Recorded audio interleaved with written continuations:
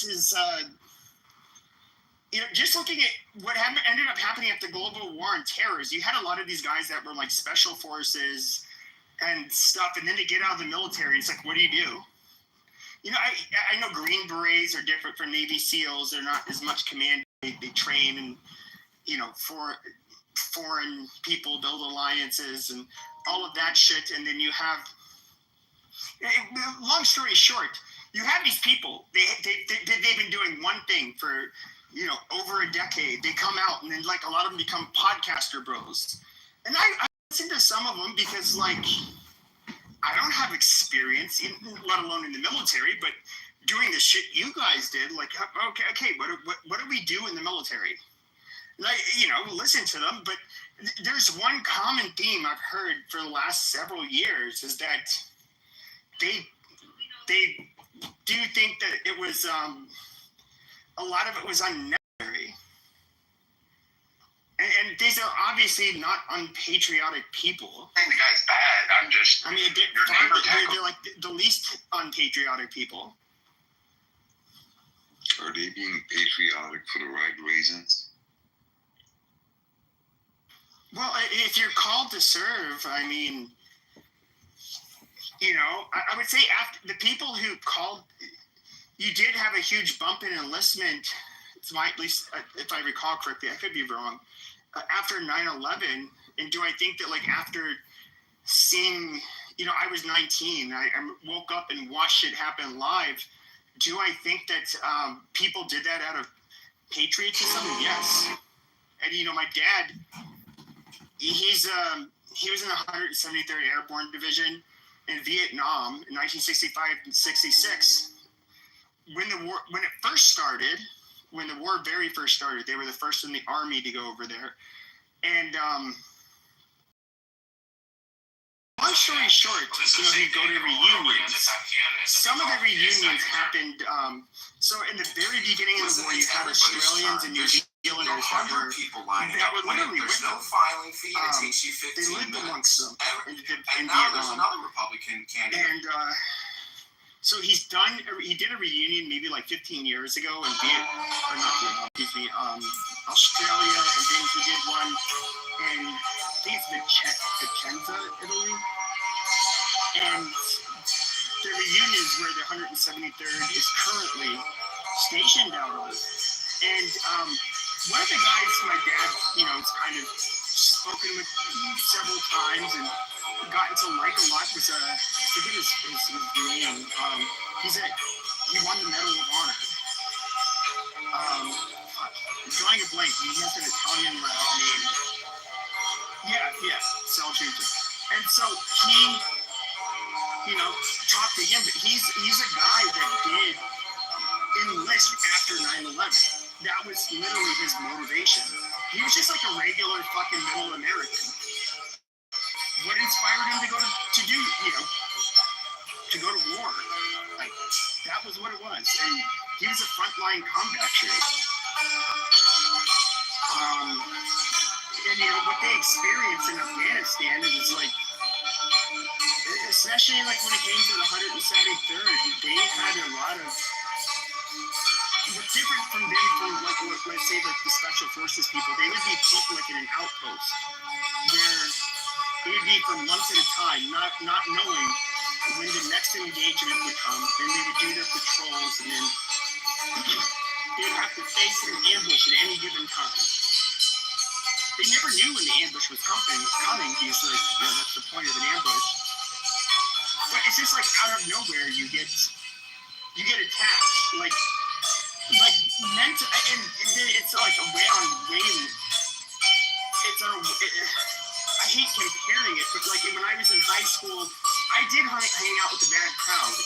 I had been jumped several times, and it would happen in random places. I did the jumping, like weapons were involved. It fucked with me a lot.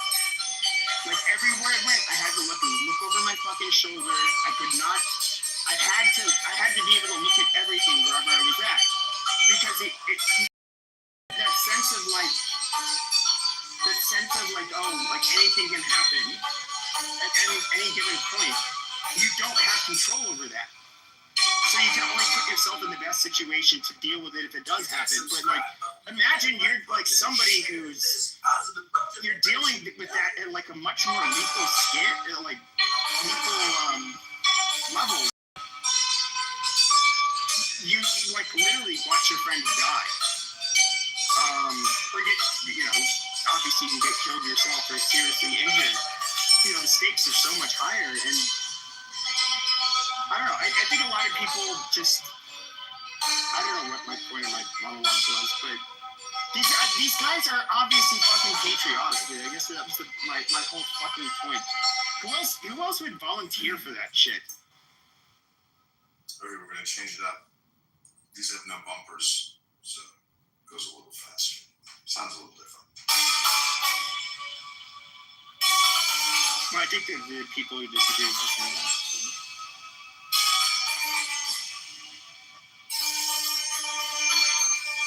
I mean, they turned out to be all true regarding the reason why we went to Afghanistan and Iraq. We went to Afghanistan after 9/11. Or the alleged hijackers, right? Saudi Arabia. So, heck, what were you in Afghanistan? Al Qaeda was harboring Saudis and Islamists, like Osama bin Laden, that were Saudis, and training in Afghanistan. Where does HTS in Syria? Where does he come from? He doesn't come from Afghanistan, but he was training in I forget which North African country. So, I'm just. Then they started training. Hold on, Then they started. I'm just focused after the people that did it instead of invading the country where they allegedly were trained or where they originally from. Well, Afghanistan was a lawless place. So did they have to take out the people that enabled it and provided safe harbor and all? Yeah, they obviously had to do that. Now, when it comes to even HTS, the leader of Syria, he's not Afghani. He's somebody who I believe was training in Libya. How many times did they kill? Hold on a second. In Libya, what ended up happening is that it was no longer safe to train in Syria, because in Syria, I mean, obviously Assad's forces would kill you even while you're training. It's so like, how do you train a group of people that are ready, that don't have to deal with being killed before they're trained? He goes to Afghanistan, trains there. Now, if you look at the coup, quote unquote coup, it's really a foreign invasion. In Syria, you have all of these Turkic people that come from all of the stands in Central Eurasia that were being trained. And I believe the Taliban said, we'll give you 10,000 trained fighters. They ended up coming into Syria, and they ended up fucking everything up, including Assad. This came out of Afghanistan. They obviously, to this day, there's no difference between HTS and Osama bin Laden, really. This guy was a fucking terrorist his whole life. Osama bin Laden was a terrorist? Osama bin Laden, yes, so was HTS. I find it funny that this guy called Osama bin Laden allegedly was the planner or the one that was in charge of 9/11. They claimed that there was like a confession tape of him, right? But he never said anything like that. 1996. No, it was like 1996, 1997. No, he was in his little cave, and he said he was. I don't think it's a fatwa, because I don't know that he was capable of issuing one, but he declared war against the United States, and the first reason he listed was our support for Israel, at least in that interview. That's also funny, because in August 2001, right, the month before the big month, right, 9/11, he was in Dubai getting a kidney transplant, where he was already listed on world's most wanted criminals in the world. Yet he was getting a medical procedure done in Dubai. So I don't know about that, but I know quite, you know. I but think Dubai, yeah, but I mean, even like, didn't the Mossad end up having like it was the last few years you had a team of Mossad agents that went, I believe they were in a hotel in Dubai, and they ended up executing or assassinating somebody, and they were able to flee beforehand. I mean, it was something, you know, the surveillance cameras were there, them getting in and out of the elevators and walking to the room. I mean, is Dubai, are you telling me that Dubai does not protect terrorists? I mean, they definitely protect criminals. It's a very safe place to go to. And there's zero tolerance when it comes to how you behave on their soil, but it's also known as being a haven for international criminals. Where are you getting that from? Oh yeah, you just look. I'm literally just Google Dubai. You know what? You know, international fugitives? Like, these are people. They absolutely they'll flee there. Okay, isn't that? But you have to have money as a fugitive. If you're a broke fugitive, you know, you can't go there. Well, that counts for all over the world, right? But isn't Israel a safe haven for convicted pedophiles? Because they don't deport you back to the U.S., right? Well, they don't deport criminals generally back to the U.S. And like, if you were to look at one of the biggest, they had to try him in an Israeli court. I forget the name of this piece of shit. He was a teenager at the time, and he brutally. You can't maintain TFR by having a tiny slice of women have 10 children or 25 children or something. And those women are part of the workforce, so they're going to have to work. And then the question is, what work can they do? Why do they have to work? Why do they have to work? Well, women have to work because it helps us to maintain competitiveness with other societies, right? Imagine you have two systems. Yes.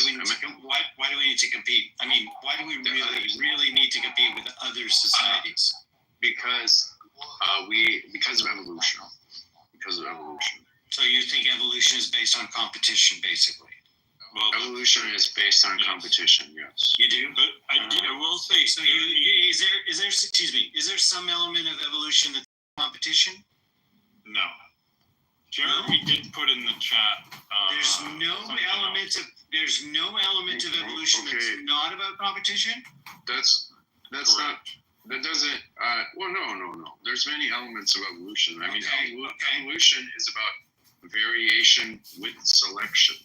Okay. So you know, it needs.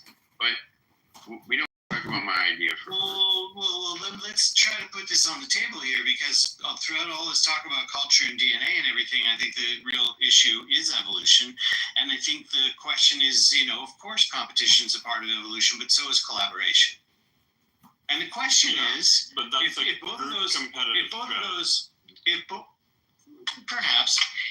of those are categories, then it becomes a question of what fits in which category and at which time, and which is the best adaptation.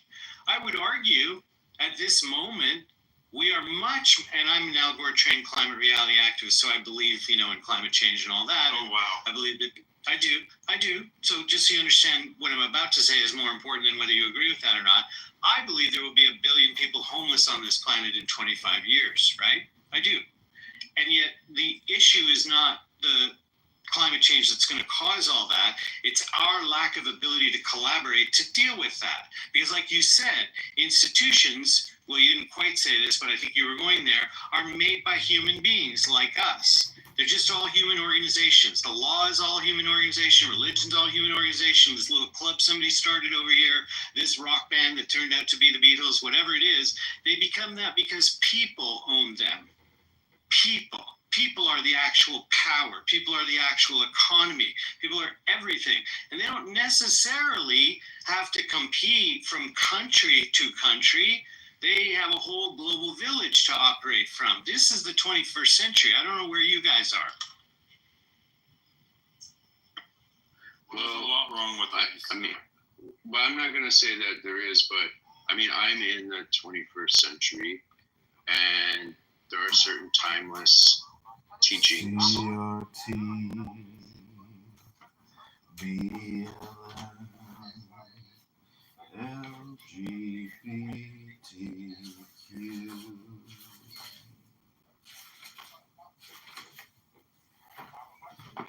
I thrill with rapture, I soar on wings of sudden joy. Oh Pan, appear to us. Oh Pan, roving over the sea, from the craggy ridge of snow-beaten Silene, king who makest dances for the gods. Repeat it after me, everybody. CRT, BLM, LGBTQ. Thrill with listen lust of light. Oh man, my man, come careering out of the night of Pan, yo Pan. Yo Pan, come over the sea from Sicily and from Arcady, roaming as Bacchus with fauns and pards and nymphs and satyrs for thy gods. On a milk-white ass, come over the sea, to me, come with Apollo in bridal dress, shepherdess and pythoness. Come with Artemis silken shod and wash thy white thigh, beautiful God, in the moon of the woods on the marble mount, the dimpled dawn of the amber fount. Dip the purple, passionate prayer in the crimson shrine, the scarlet snare, the soul that startles in eyes of blue, to watch thy wantonness weeping through the tangled grove, the gnarled bole of the living tree that is spirit and soul and body and brain. Come over the sea, yo Pan, devil or god, to me, my man, come with trumpets sounding shrill over the hill. Come with drums low muttering from the spring. Come with flute and come with pipe, am I not ripe? I who wait and writhe and wrestle with air that hath no boughs to nestle my body, weary of empty clasp, strong as a lion and sharp as an asp. Come, oh come, I am numb with the lonely lust of devildom. Thrust the sword through the galling feta. All devourer, all begetter, give me the sign of the open eye, and the token erect of thorny thigh, and the word of madness and mystery. O Pan, O Pan, O Pan, O Pan, Pan, Pan, Pan, Pan.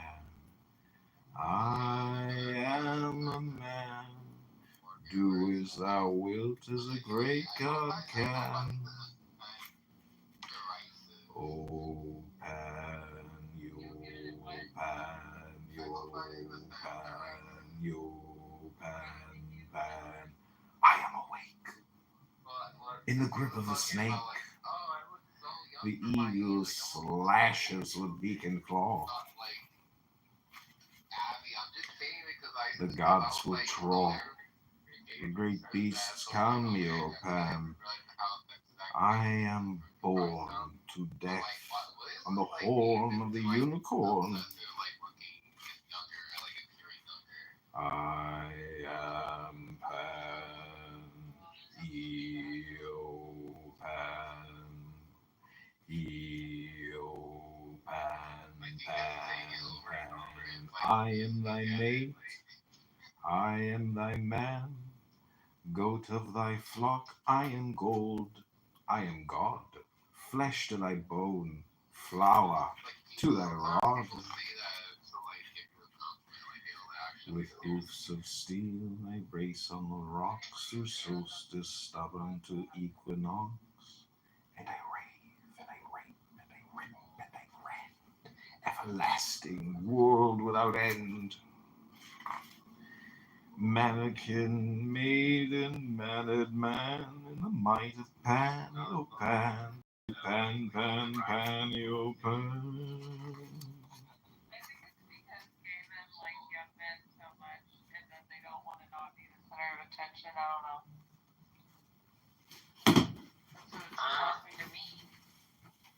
And they don't like being down there. No, I'm saying they want to continue to have the same acts they did when they were younger, because there's such an emphasis on youth. Okay, listen, you guys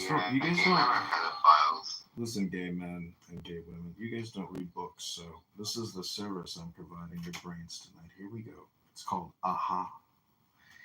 There are 7 keys to the great gate, being 8 and 1 and 1 and 8. First, let the body of thee be still, bound by the sediments of will. Corpse rigid, thus thou mayst abort the fidget babes that tease the thought. Next, let the breath rhythm be low, easy, regular, and slow, so that thy being be in tune with the great sea's pacific swoon. Third, let thy life be pure and calm, swayed softly as a windless palm. Fourth, let the will to live be bound to the one love of the profound. Fifth, let the thought divinely free from sense observe its entity.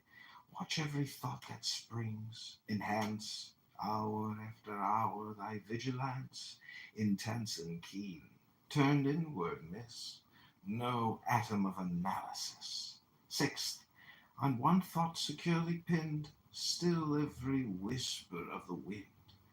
So like a flame straight and unstirred, burn up thy being in one word. Next, still that ecstasy prolong, thy meditation steep and strong, slaying even God, should he distract thy attention from the chosen act. Last, all these things in one overpowered time that the midnight blossom flowered. The oneness is, it even in this, my son, thou shalt not do amiss if thou restrain the expression. Shoot thy glance to rapture's darkling root, discarding name, form, sight, and stress, even of this high consciousness. Pierce to the heart, I leave thee here. Thou art the master, I revere. Thy radiance that rolls afar, O brothers of the clubhouse silver star.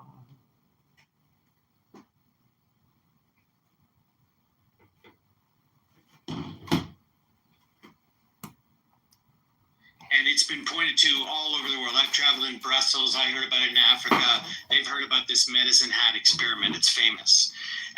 And so there's not, the jury is not out on what human nature is. We know what human history is. And human nature, as we talked about with culture, is driven by conditions more than anything else.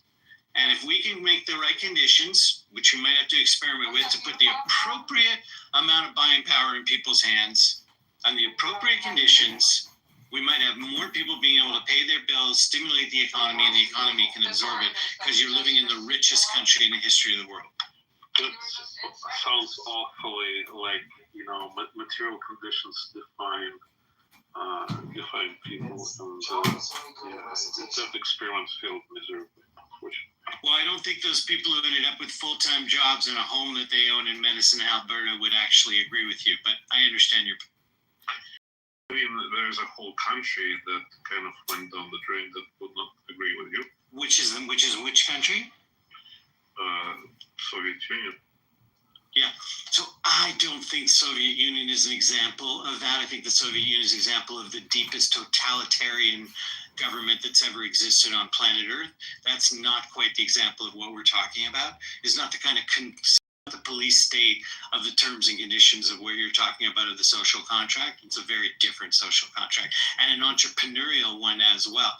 You are talking to somebody right here who intends to make it happen in the private space with no government or taxes. So that's nothing like communism. Andre, don't you realize that real communism has never been tried? Of course, I mean, that's always the argument, and like they come up with a new variable that might be edited to it. No, Daniel, this is exactly kind of a idealism is not communism. Idealism is not communism. Weight on this. I mean, maybe what Daniel is talking about will happen, but if we don't assume it will happen, I mean, it's a lot to assume, then I think it's pretty reasonable that women still have to work. And then the question is, what kind of work can they do that allows them to still have children? That's what we were talking about earlier, not utopia. Sure. And that's a challenge that I'm still trying to get answers to, right?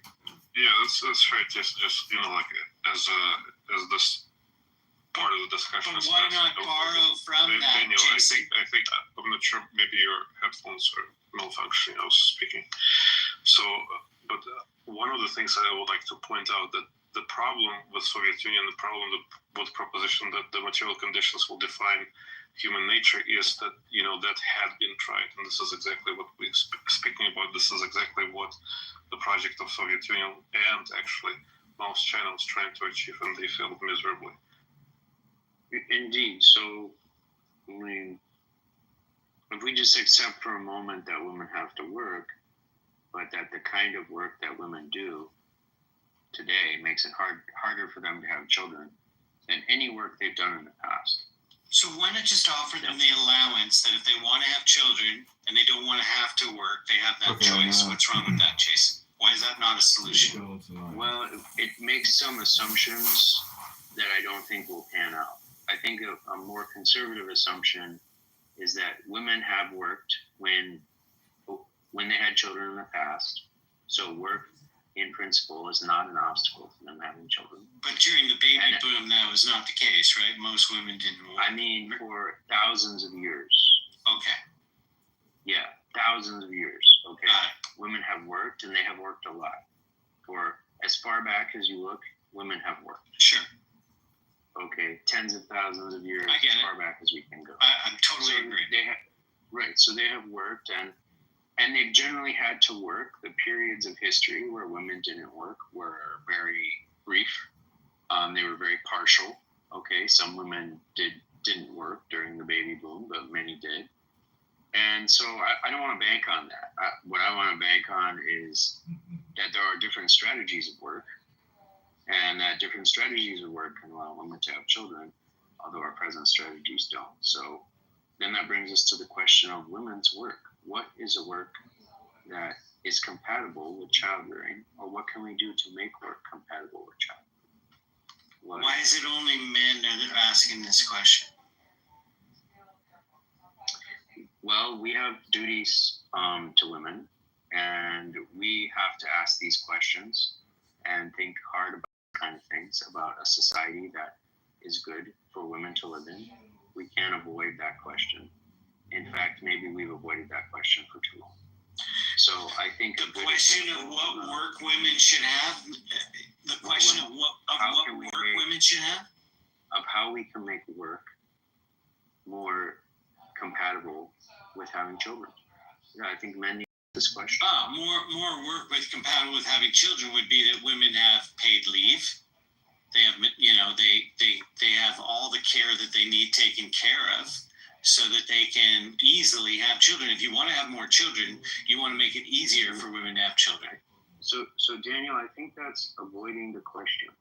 And I'll try to explain, yes, because you're talking about them having children and taking care of their children outside of work. No, Or someone else taking not at care all. of the children. But What tell I'm me trying what I'm to- saying. what I'm trying Let me to get clarify across what I'm is saying that- for myself, please. What I'm Let me trying say to what get I'm saying. across. What I'm trying to get across is that in the ancestral period, women had children. We're not in the without- ancestral period right now. Please don't right? interrupt That's the me, issue. Daniel. No, but I know, but he was When- too, right? Women Yeah, 'cause had women had children without leave. Okay, without someone taking care of the children for them. Their work was compatible. But we're here in With them having children at 2025, the same Jason. We can 2025. make technology that makes our work compatible with having children too. Okay, then We why can can't we make get that there? Okay, great. Then what if we can use technology? Why can't we use services too? That's not changing the work so that it's compatible with women having Well, children. what it isn't. If I No, provide, it's not. I'm sorry, I don't really follow what you mean. If I mean, the woman is not taking care of her own children if a service is doing it for her.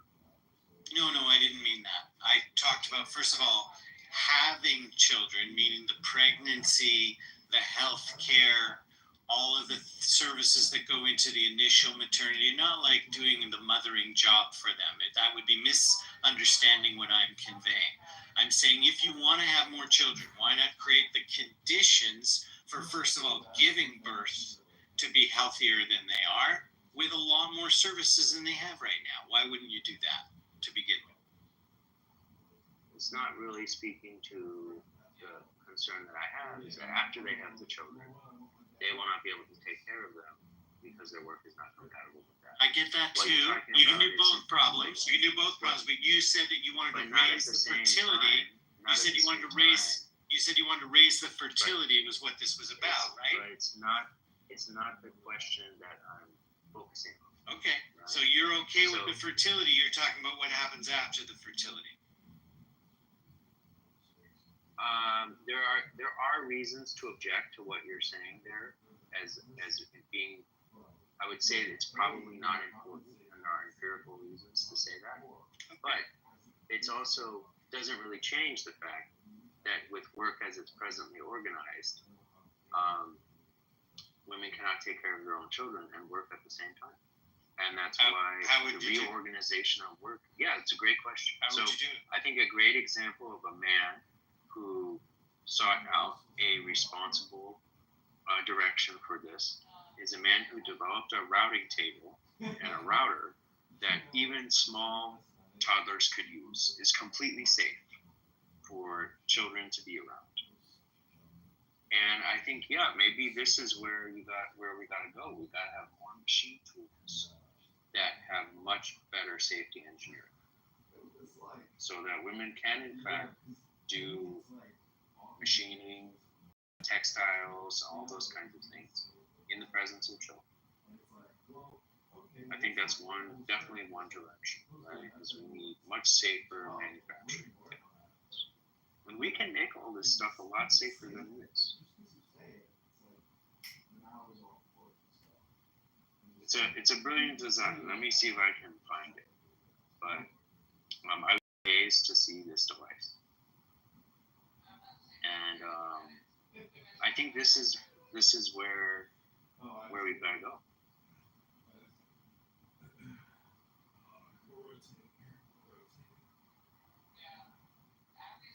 Because if you think about it, Daniel, in the 1500s, if a woman was weaving or a woman was spinning, right, this is a machine she was working that would not have hurt her children. You know, it was not going to make so much noise or whatever that, the children couldn't be around. But if a woman is spinning or weaving today, her children can't be around for that. That machine would eat up her children if they got close to it.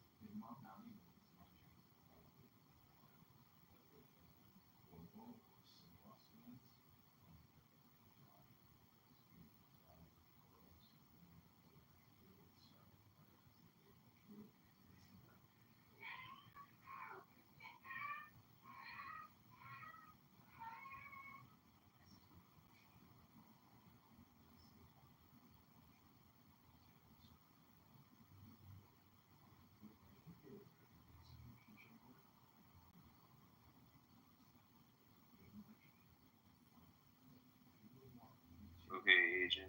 Any objections to shutting down?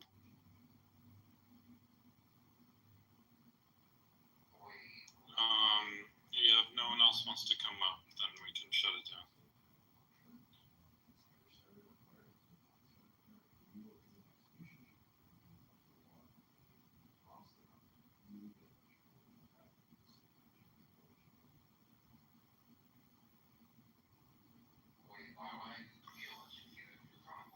You don't get a break. You do not get a break. Now, we were talking about extradition treaties. Yeah, I won't extradite you, bitch. You're being held accountable. You can go to a new part of the app. You say, but that happened a couple months ago. No, fuck you, buddy. No. Dragging you through the mud. There's no reset, Jay. There's no reset. I thought we just moved on from that boring conversation. Well, no, I'm moving on from the Israeli conversation. But everywhere you go, Jay, I'm the captain now. I'm going to steer your ship right into a fucking iceberg. And that's that. You can't control it. Look at my emoji. Look at that black face of determination. He took over your ship. You got carjacked, bitch. Or ship jacked. Exactly. I am your captain. I am your captain. I can't do a Somali accent. I don't know what the fuck it sounds like. But you're done. You're done. There's nowhere to hide. And by the way, no, KK, he can give you a satisfactory answer all he wants regarding what he said to you and your husband. I'm a much different individual where I've seen too much when it comes to Jay. There's no apologizing at this point. You don't get to say, I'm sorry. Oh, but I apologized. Oh, but I'm changed. Oh, but I'm going to change. No, I'm not. You got a lot of chances in life at that, right? I'm sure you were saying, like, to your probation officer in the early 2000s, you've changed. 20 years later, what has that gotten anybody? In fact, you're still preying on people. You still preyed on people. You still are the same piece of shit. Your brain's wired not much differently than it was then, now was it? So I'm going to drag your sorry ass for good. For good. Go on any platform. Go on any platform. I have the clips. I have the receipts about your history. You could try to go beforehand and say, well, guys, there's some people amazing. But they'll get used to listening to your bullshit. You'll wear thin on their nerves just like you have every one of us. That's it. You see, here's the thing. Is that I've actually... Hold on a second. Hold on, Frank. Not only am I the captain of the narrative and of stealing people out of your gay house. Now, I understand the room numbers are small now because everybody wanted to see me talk shit about you. And then I got into this debate regarding Jews and Israel and all of this stuff, which I don't find too fascinating, but it's much more fascinating than talking about you. But people love hearing me talk shit about you. Now, everywhere you go, I'm going to spread your information. You can say, please stop sharing the information. Next level content creator. Sharing your information. It's going to happen. Just, you know what? There's some Vaseline. It'll help it go in a lot deeper and a lot less painful. You just have to deal with it, bro. Why don't you just let him be? No, there's no such thing. See, I gave him a chance. Here's the thing with bullies. You try to be reasonable with them once. After that, if they double down, you don't show mercy. Like, he'll use it against me, but I'll just put it like this, wink, wink, I was not a saint as a juvenile. In certain settings, which you had to be as an adult, somebody touches your shit. We know what they're doing. We know. They're testing the waters. Can I punk this bitch? What can I get away with him? How further can the violation go? You know what happens, Jay. Because you're the person who ended up getting your shit touched, and then you tried to fight back and still got your ass whooped because you're a pussy. Did they play with his pothole in prison? Probably. If I had to guess, probably. Did anyone check? I have no idea. I don't care to know. But I'm sure he's had a lot of, strong black hands across his throat and things that have happened to him that are traumatizing. It's not my issue. I don't really care about it. But god damn it, you motherfuckers keep on doing this, and I mean, everybody's somehow traumatized on this app, and it's Oh yeah, so in other words, I gave you the chance to just back down. You went with the false narrative, and you wanted to be the hero. The hero. How much more? That would shut the fuck up, you drunk. Okay, move to the audience. I did that. You don't have to blame any of the other mods. Now, you wanted to be that you created the problem that didn't exist. I was doxing Roger. I was releasing information, addresses, whatever. But I didn't do it. You wanted to go with the narrative. You wanted to have some of the new people that you love bombed to be your attack dogs. Amazing. I call you out and say, hey, dude, you don't have groupies. It never happened. Just apologize and keep my name out of your mouth. Does that. We'll go our separate ways. You double down. So guess what? The terms of negotiation are off the table. Now it's me as the captain. You don't get to dictate anything. That's that. I get to talk about everything embarrassing about you. Wherever you go, I get, basically, it's going to suck for you. I don't know. Why didn't you just keep my name out of your fucking mouth to begin with? You thought I was an easy target. It sucks that we do know that if we were neighbors, you would have never done this to me. You would have never done it to me. I'd go live on Instagram with my hand around your shoulders. And I'd say, what do you have to say about me? And share it with Clubhouse. Your demeanor would be quite different. But you being the fucking bully that you are, it's off the table for good now. If you say sorry, I'm still gonna fuck with you. You can say whatever the fuck you want. It's not on your terms. You don't get to choose when this ends. That's what happens when you start a fucking war.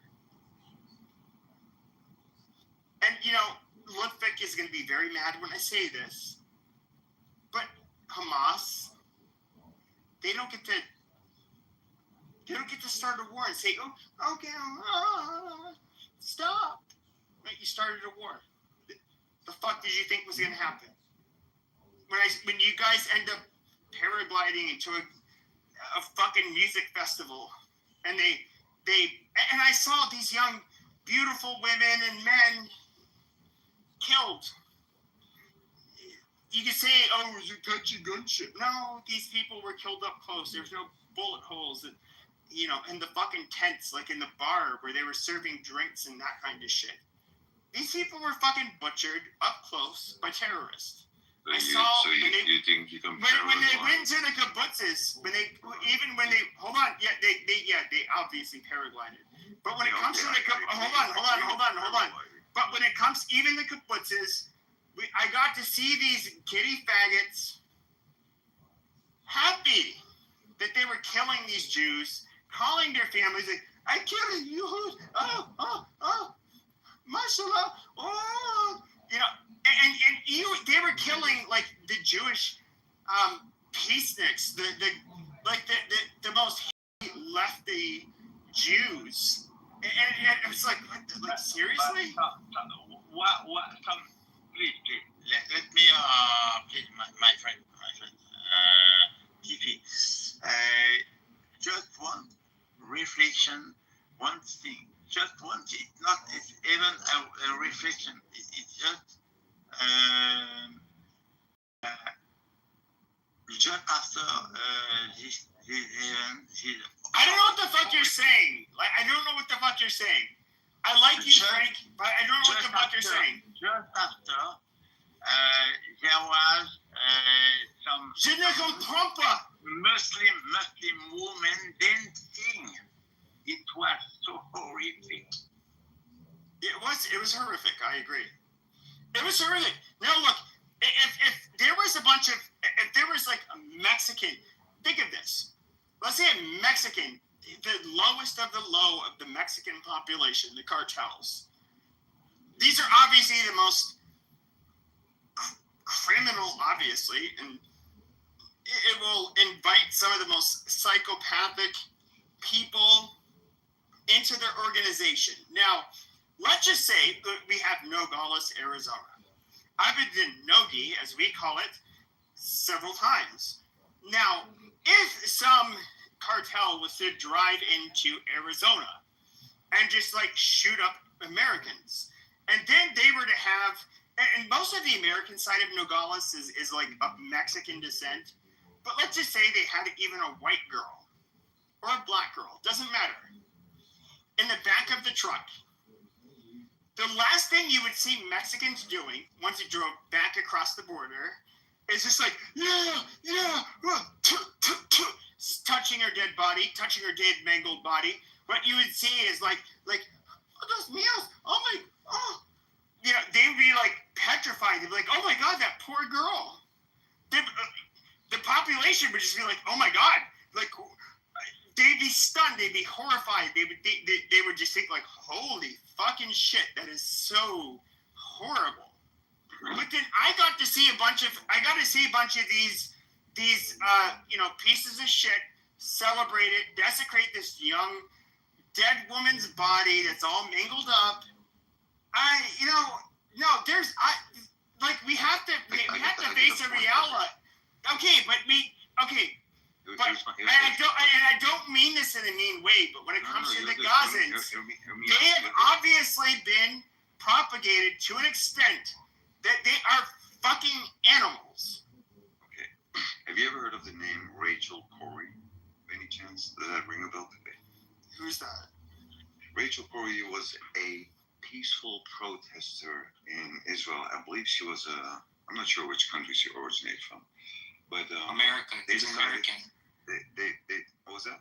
She's American. She was American. She was an American before the American. So what they did was that the PDF, right, also known as the IDF, I like to call them the PDF, the Israeli Diver Force, right? They ran her over with a bulldozer, and to make it even worse, you can Google the pictures, right? They even mocked her death by making pancakes, with decorating the pancakes with sort of what resembles with the appearance of Rachel, right? So when you're doing these things, right, when you are literally slaughtering, including raping, by the way, we got that on video as well, prisoners, when you're prosecuting kids that have not even reached the age of 2 digits for throwing a rock at a military tank, mind you, because you probably killed their mom or their dad or a sibling or a family member, right? And there is no representative, there's no lawyer. Just lock a freaking kid up for throwing a rock at a military tank, right? If you do this long enough, and then on top of that, you build a wall, literally 3 walls surrounding 2.3 million Gazans, right? You're gonna reach a boiling point. It's just a matter of time. It's always been a matter of time. If you bully a person or a group of people long enough, you're gonna get a point of getting punched in the face. That's what. Okay, I get. Give me 1 second. You could use that same. Okay, hold on. Let him finish. You don't want him to join you. Just let him finish. Taco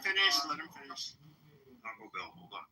Then on top of that, right? When you're talking about like paragliding into the occupied land of Palestine, right? You're talking about the best secured border in the entire freaking world, right? There is not even a freaking mouse that can cross that border. If you are 300 feet away from that wall and you take one step, all the detective sensors they have, all the whistles and bells and alarms ring, and they pay attention to what is that exactly. So if you believe that they can just casually, with paragliders, fly over a wall, right? And we're not talking about the speed of a jet fighter, because we all know like how fast paragliders go. Just watch the videos, right? And they wait 4 to 6 hours for them to respond. It aligns perfectly with 9/11 itself, right? You just wait many, many hours for things to escalate, and then you can retaliate by killing a million innocent Iraqis invading Afghanistan, right? And you see sort of like the same pattern. Wait many hours, then you bomb the embassy in Iran, you bomb the Gazans, you bomb Syria, you bomb Lebanon. Like, when is this shit? These people, this I won't say the people, but I will say this government is a freaking cancer to this world, man. These Zionist scumbags, they killed, which has been counted, which Bernie, whatever his last name is, right? He even brought the papers with the list of like 18,000 minors that got killed since October the 8th. And here you have these freaking morons on this app arguing whether it's a genocide or not. Right? This is how retarded these people are. Like what are you defending? You're killing kids, the babies. Over, I believe, 2,300 babies that had not even reached the age of 1 got killed. Like, what exactly are you fighting?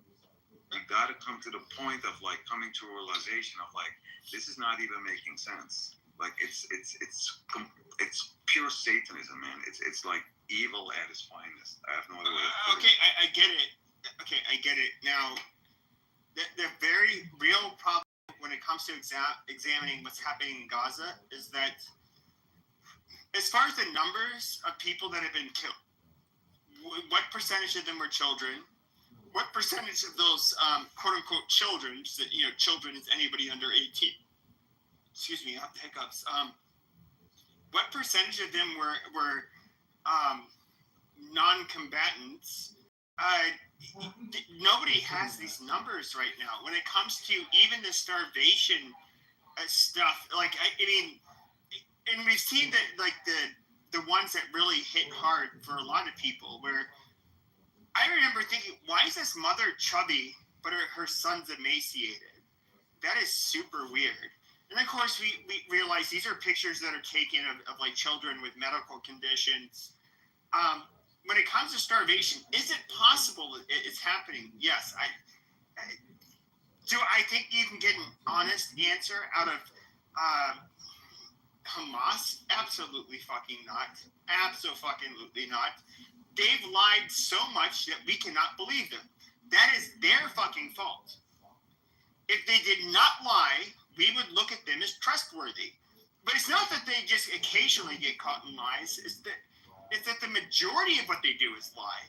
Now, if I wanted to snipe at Israel, I would say when it comes to in the West Bank, the settlers, this is where you do get a lot of what I would consider like far-right extremists. Is it Tabea or Tabea? I forget the name, but they absolutely will attack, and this is a predominantly Christian settlement. They will attack them. Even Mike Huckabee, who obviously loves Jews, he's a Zionist. He said, like, Israel, I don't want your condemnation. I want consequences. Just like you would want if in the United States we were to, like, for example, try to commit arson against a synagogue and spray paint anti-Semitic shit and torch cars, parked alongside the synagogue. That would be considered, that's something obviously the FBI would become involved in, and you'd face very sharp consequences. When it comes to how the extremist West Bank, I'm not going to say all of the West Bank settlers are extremists, but they obviously, that is where you're going to get the loons. I believe Ariel Sharon even, like, would condemn these people so many times. And what he was sick of is that a lot of the people that were going into the settlements were not people who were serving in the IDF, but when it came to the more moderate Israelis, it was their sons and daughters who would have to quell any unrest that was happening, and occasionally they would get killed. And, he had a lot of contempt for what was happening. Now, I do, like, look, I think Israel has to have the same standard when it comes to the Christians that have been living in Israel, the current state, Judea and Samaria, or the West Bank. Because I know Jews and Muslims love to refer to them as different things. I do think, like, when it comes to religious minorities, you want us to have zero tolerance against criminally targeting Jews. You do the exact same fucking thing for your minorities, which I think is very fair. I'm just being honest. The Christian population of that region of the world is absolutely being decimated, and it's largely through they're migrating out of that area, and to me it doesn't sit well. Would you say like that they have bombed Gaza enough? Is that like for whatever is left? Oh yeah, okay, but when you ask questions like that, okay, you booby trap buildings. No, hold on. Let's not talk about like booby trapping, right? Because now we're gonna make it sound as if like kids were running all over the place and they know where all the booby traps were at. And even the 6-year-old knows what a booby trap is, right? Would you say what they did to Gaza? Would you say like this is enough, or would you say like proceed? Oh yeah. So you're asking me as somebody, if I was an Israeli. No, I'm asking you as the person you are. Whether you're yes. So I'm gonna look at them as it, but I have to do it as if I was one of them in order to say what is pragmatic for them. If you're gonna have buildings that are booby trapped, just level them. That's what you have to do. Because at the end of the day, I don't want. If I was in charge, I don't want to write home to families, why did I lose my son or daughter? So why am I continuing to do it? Because I was refused. Oh yeah, sure. Not all of them, but a lot of them. Okay, what is a lot? And where's the source that a lot of those houses were booby trapped? I want to see that source. Yeah, I don't have a source right now. Exactly my point, but so the areas I've seen, like pretty much every Hamas video that they publish, they're like little red triangle videos, and I don't see. In all the videos that you watch, you never see any shields or civilians. You don't see them operating populated areas. It's always like in areas that have been evacuated and already flattened. And when you say flattened, it's not really flattened. Israel bombs a building and it creates a lot of rubble, and it actually creates an advantage for Hamas. So when you talk about booby buildings, these are places where the IDF have already occupied. They're not booby trapping like a hospital where Palestinians are being treated in, or for whatever. Well, the Palestinians aren't doing the booby trapping. Hamas does it. When you have when you have I that's what I'm saying. understand. No, I know. But when you have a degree, hold on, but let me finish this. When you have somebody that cannot militarily, face the IDF, which obviously Hamas cannot, they have to use guerrilla warfare tactics where there's a lot of going in and out of, blending in and out of the civilian population. I mean, to me, I don't see how else they could do it. And so they exploit asymmetrical warfare. When you're looking at this, right, and you see them literally flatlining every hospital, every church, every mosque. They didn't do it to every church. Hold on. There's no more. There's nothing left of Gaza. I'm just summarizing it for you. When you're saying the places were booby trapped, you're talking about all apartment complexes, all mosques, all churches, all refugee camps, all shops, all stores, all factories, right? Like everything was booby trapped. Like everything. They were booby trapped to an extent that they were not willing to take the gamble. So that's not a valid. You cannot just say like, oh, we're assuming something. There is no footage of this. Like, oh, look, it's booby trap, right?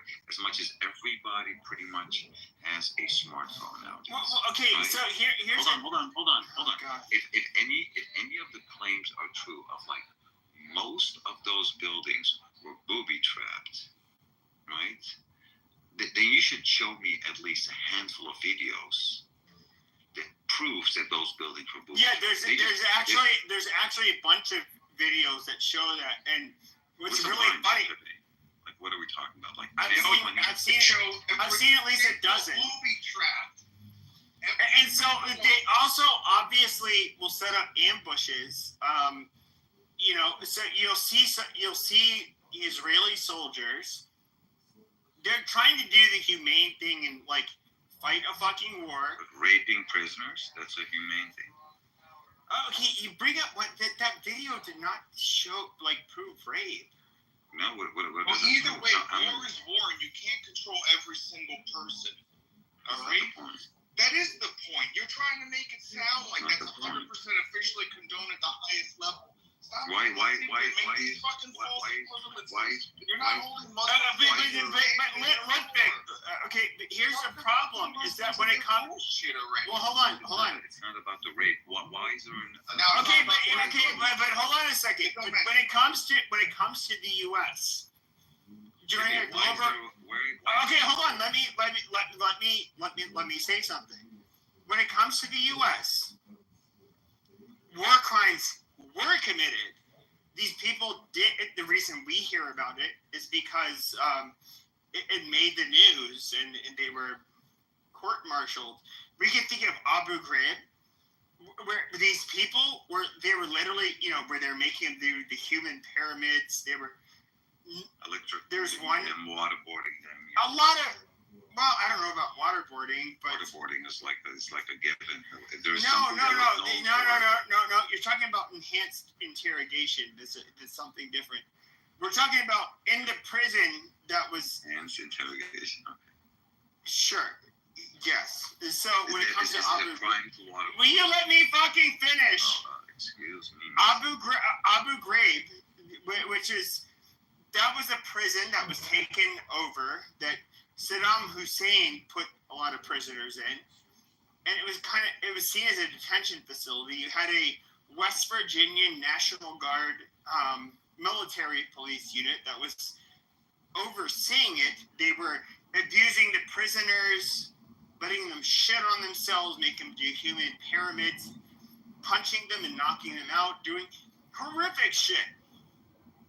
This came to light. They were all prosecuted. They were all arrested. Now, when it comes to waterboarding and enhanced interrogation, that is not. The National Guard is not in charge of those kinds of things. And that was taking place in places like Guantanamo Bay, where you have 3-letter agencies that are also involved. It is not. a fucking it's definitely not something that the average inlet would be involved in, or especially a reservist. Here's the thing, Pepe.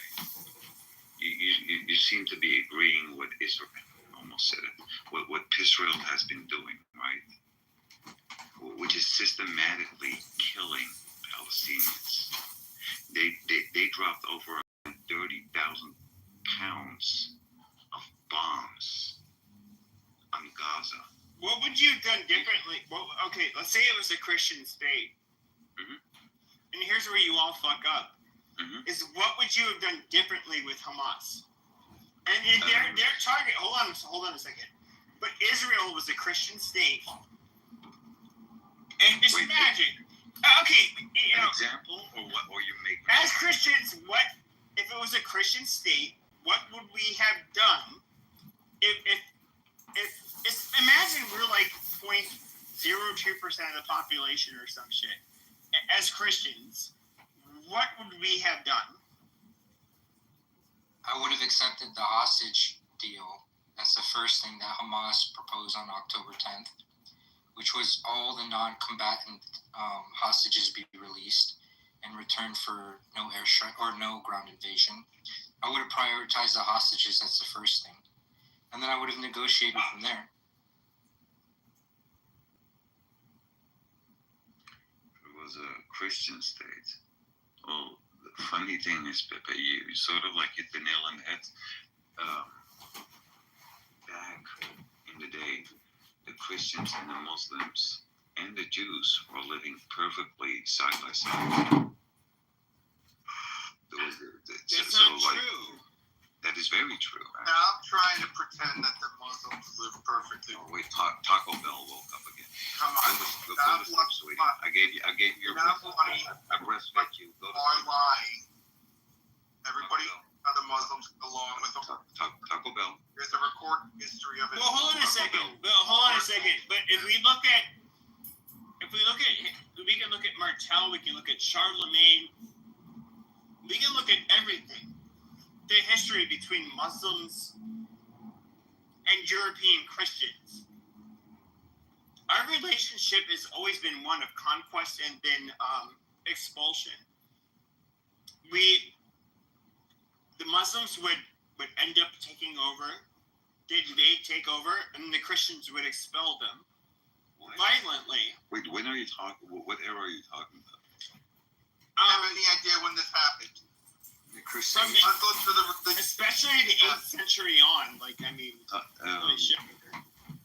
me help you out. It was actually the Muslims that were protecting the Jews from getting slaughtered by the Christians. So if there was anybody that was actually protecting the Jews, it was those that were called the Muslims. For free. There was no charge. There was no exchange. It was like, we're going to protect you guys. Sure, but the Christians wished to push back and remain Christian and expel Muslims. Is that wrong?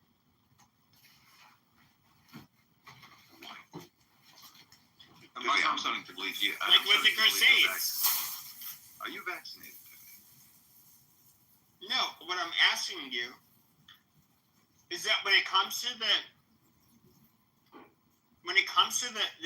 Muslims would take over, the Christians would know we're Christian.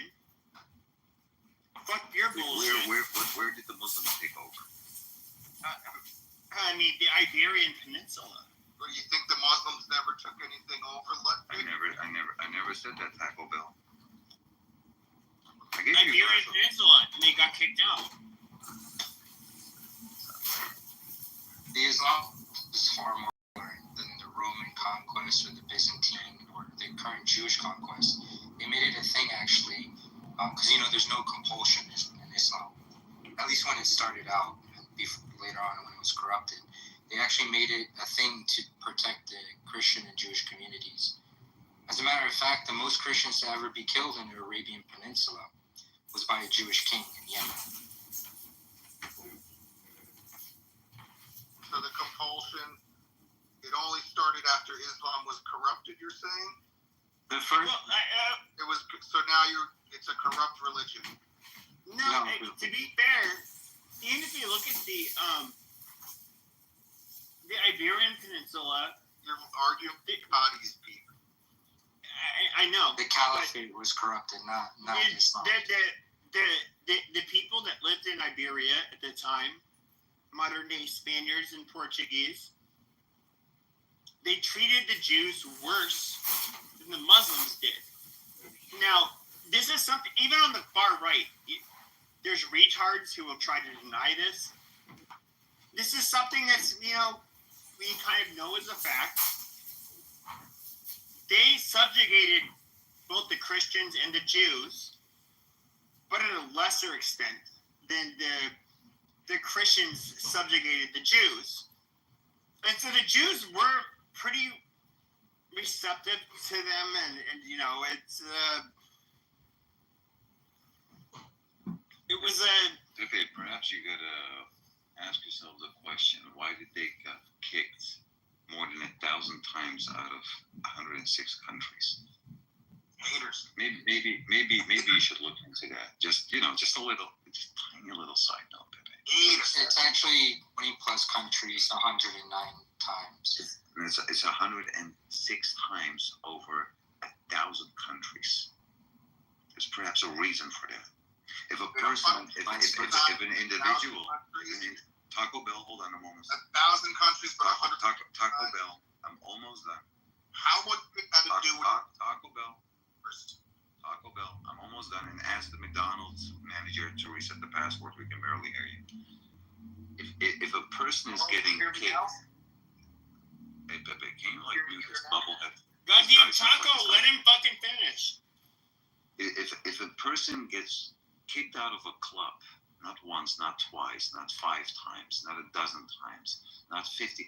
It's like if a person gets removed out of a whatever facility over 100 times, I'm not gonna think like, well, maybe it's the clubs that are just like, they just don't like him.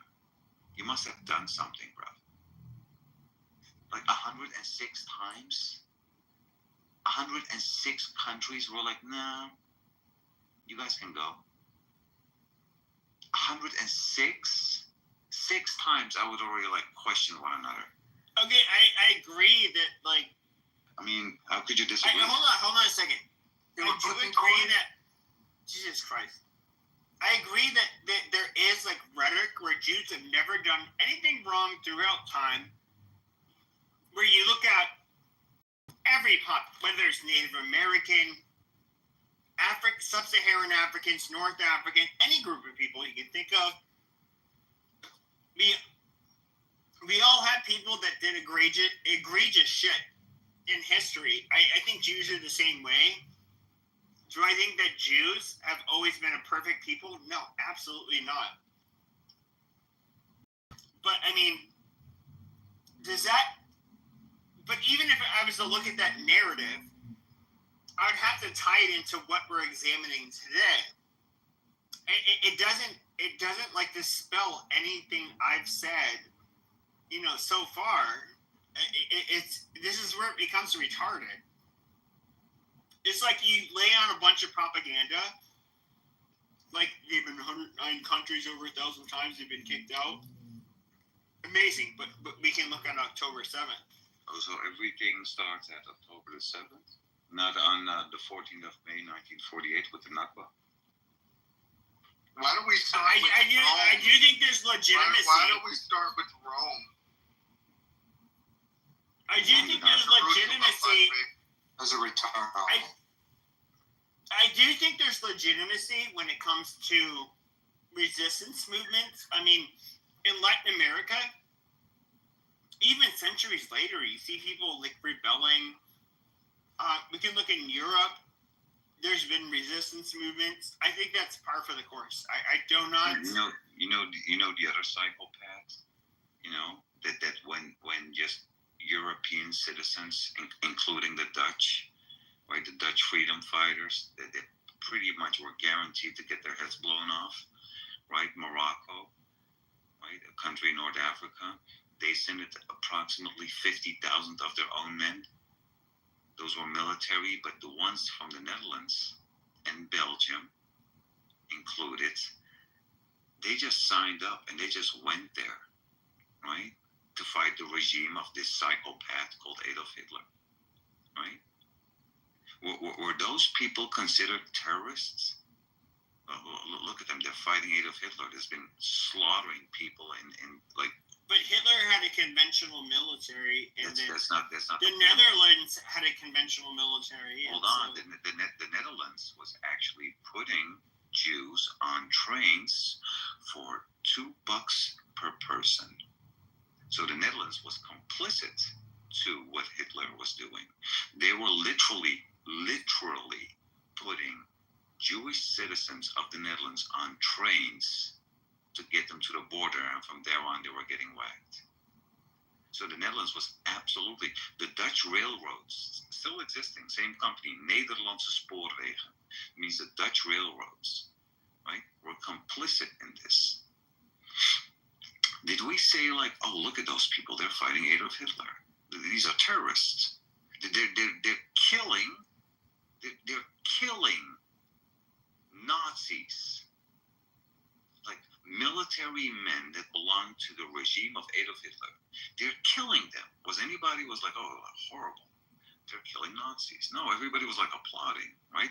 That's what you see all over the world, in Europe, in Asia, in Africa, in South America, and North America, right? People are all pro-Palestine because we've seen the footage. We see people getting raped. We see kids getting blown up, getting their limbs blown off. Okay, but let me stop you there. Even when it comes, no, but you go into this monologue like. It's a monologue.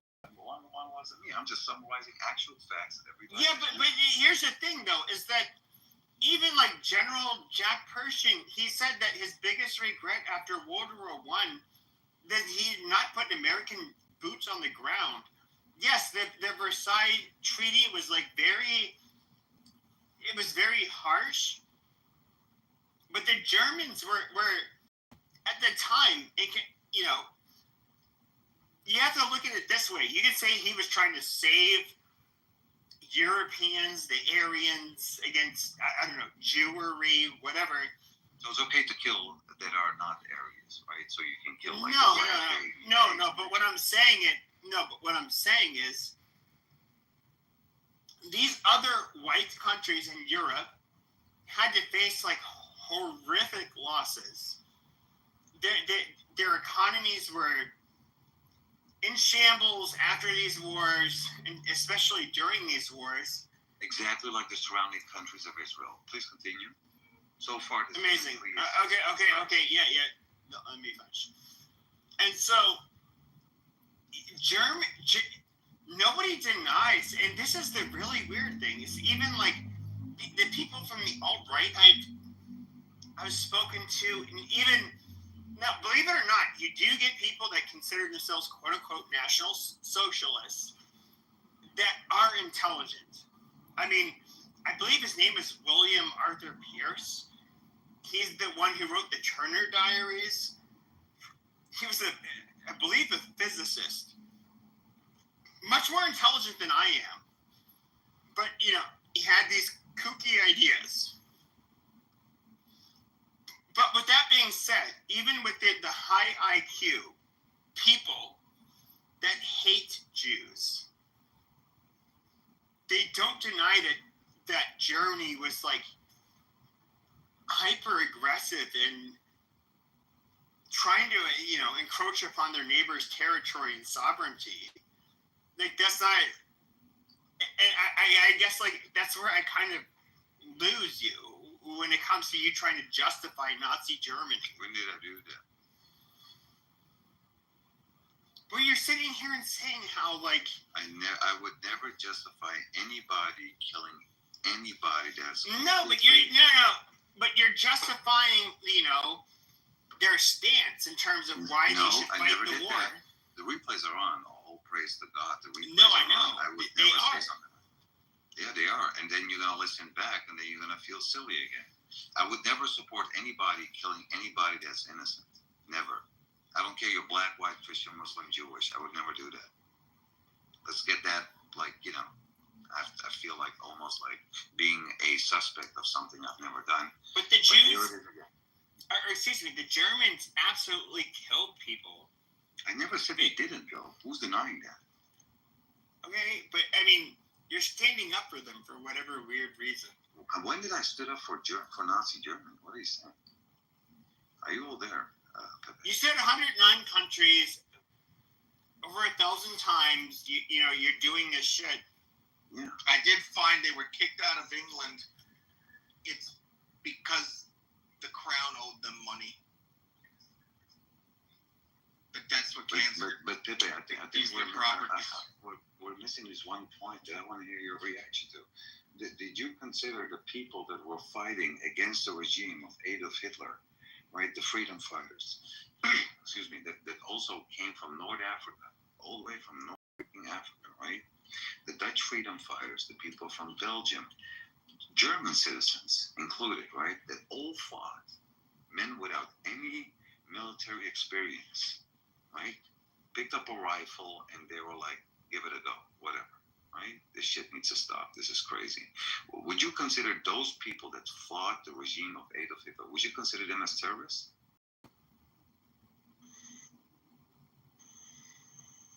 No, in fact, in fact, I would say the Waffen SS were obviously ideologues. When it came to their military, excluding the Waffen SS, quite a bit different. But when it comes to the Waffen SS, God damn it, my phone fell, and now, hold on, I'm gonna plug my mic in. But you had contingents of,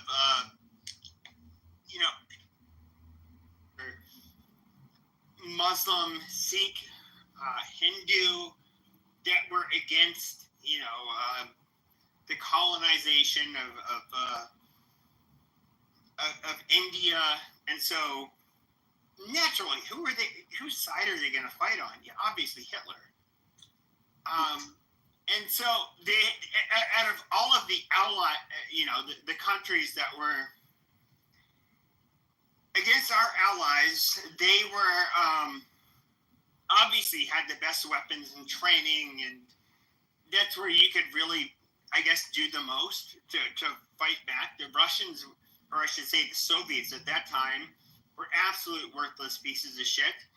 Can I just make it easier? Yeah, for they you? joined them. Let me make it easier for you. Is the shepherd that's protecting his sheep from the wolf? Is the shepherd the aggressor, or is it the wolves? Are people being conditioned to believe that it's the wolves, but the wolves at the same time. So hold on. But the wolves are doing what they're born. Hold on, but you asked, so I get to explain. Wolves are also doing what is natural to them. We encroach the territory. That's not the point. Build a fucking farm, and then they see a bunch of fucking sheep. And the wolves are like, oh, amazing! I'm gonna have dinner tonight. That's not the point. Is the shepherd hunting wolves, or is he protecting his sheep from the wolves? That's the question. The shepherd is obviously. Okay, so was Hamas existing before the founding of Israel? The answer is no. Hamas came afterwards. So the shepherd came out of his house to protect his sheep after the wolf attacked his sheep. So he's reacting. He's not the instigator. Pepe, I wanted to get I was enjoying listening. I'm not going to chime in too much here because I was enjoying listening. I want to get the conversation kind of back on track here. And I don't want to speak for Leftik, but I think what he's drawing parallels to is Nazis and the IDF. So he's saying you wouldn't call the people that were attacking Nazis terrorists, so why are we calling Hamas terrorists? Because he's basically saying that the IDF are Nazis. I think that's what he's trying to draw parallels. Pretty much, just located in the Middle East. Which I don't necessarily agree with, but I think that's what he's trying to say. You put that in the right words. Well, look, I do agree that if we let's just look at European Gentiles in Europe. And then of course if you look at but if we look at hold on a second. But if we look at Europeans, that even after the dissolution of Yugoslavia, you had whites. I would say nearly all whites. They were mostly Christian, but you had some Muslims. Dude, are you okay? Can you go on mute? And they were killing each other. And I understand. Slobodan Milosevic, he was being like this horrible fucking person. But the reality is that ethnic cleansing was like a goal of a lot of these groups, and it was an absolute horror show. But can I say like one's morally right? No. Like I'm somebody who would not, just because you're ethnically or racially different from me, would kill you. Like it's not. That's not who I am. But I don't know. This has existed even within like, and that's why I'm being hyper-specific when it comes to white ethnic groups. We absolutely do the same thing. Like we look at all the wars in Europe that have stemmed from just religious differences because you so happen to come from a different sect of Christianity. Would you consider there's a warrant for the arrest of Benjamin Netanyahu, right, for war crimes. You know this, right? I've heard. Yeah, I don't care about that. Well, it's would you consider Israel on par or equivalent to like what the Nazis did? Do you consider what Israel's doing on par with the Nazis? No. No. See, I think it's where the disconnect is. See, Leftik is starting from saying Israel are. He's a jihadi propagandist. He'll never criticize Muslims. Well, the Nazis were independent, so they didn't have to depend on other countries' approval to do their genocide. They were able to, depend on themselves. The difference with Israel is that if Israel did what they wanted to do, what their leaders have openly stated that they want to do, which is starve every man, woman, and child, they would lose the Kinetic War, and they would lose funding from the U.S. because it would be too much. So it's comparable, but obviously it's not the same. And also, Israel now exists in a post-World War II, post-United Nations, Geneva Convention world. So, of course, it's different. But I have to ask you a question. Do I think... I know for a fact you have, right, Israelis who have extreme beliefs that are Hitler-esque. Amazing. Kind of like extreme beliefs is in their religion? Or in terms of ethnic cleansing. No, hold on a second. No. Jesus Christ, you guys, this is so cringe. That was my fault. Okay, so look at, if you white Gentile or Christian, Jesus Christ, I put my Lord's name in vain, very bad thing. But when it comes to white Gentiles, can they justify things that are demonic? Yes. Now, my opinion, far right Israelis that are Jewish, that are very shitty people, of course. But at the end of the day, if you look at Christians from any place, even for the same denomination, we have such varying views where we absolutely hate each other. And if one extreme side of the group was to mistreat another, we would be getting yelled at by the other from our population. And so Israel, it is an advanced country where these people fight with each other non-fucking stop. And even if you look on this app, my experience with Jews on Clubhouse has been there's a group of Jews that tend to be more right-leaning than left-leaning, and when they come into each other's spaces, there's fireworks, somebody gets kicked out, they don't like each other. You know, they are not, I would say they're not a fucking monolith, just like, you know, white Gentiles aren't. Like, I trash other Gentiles for the majority of the time. And we're supposed to think like, okay, these people are on fucking code 100% of the time. They're not. Okay. I feel like you never answered my question. Do you consider the people that fought the satanic regime of Adolf Hitler, do you consider those people as terrorists? It's a simple yes or no.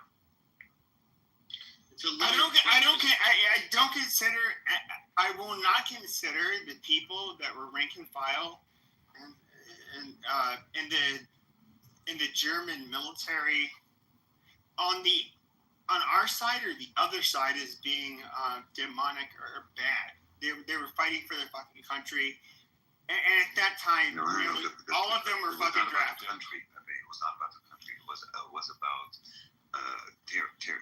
bringing down the regime of Adolf Hitler. It was not about the country. But Ludwig, it's a loaded question, kind of, right? Because you said, would you consider the people that are fighting the satanic regime of Nazis terrorists? But Pepe doesn't consider the Israel as a satanic regime like Nazis. So of course Pepe's not going to understand. Like the question, there's a disconnect in the question itself because the premise is that Israel are Nazis or equivalent to Nazis. And Pepe's saying Israel is not equivalent to Nazis. Well, there are a lot of similarities, right? You're occupying a land, which Hitler. There's no fucking similarities. Like this is Jesus Christ. What I don't get is you get people on the far right, which I was a part of for a long time. You know what's happened to the alt-right, what's happened to a lot of us that were on the far right, is that we have to listen to this bullshit from other people on the far right. Why am I a much gentler person than I am now? You know, I was somebody that used to think, like, I can't wait until my beliefs become mainstream, which they are now on, like, Twitter and most fucking platforms. And after I've now had to listen to these people, I'm like, holy shit. We've actually, in a weird way, like, you know what? I almost prefer the censorship mafia that would exist in the past because you got such sociopathic, retarded pieces of shit that buy into all of this crap. Like, okay, like we've been getting along when it comes to, you know, targeting JB.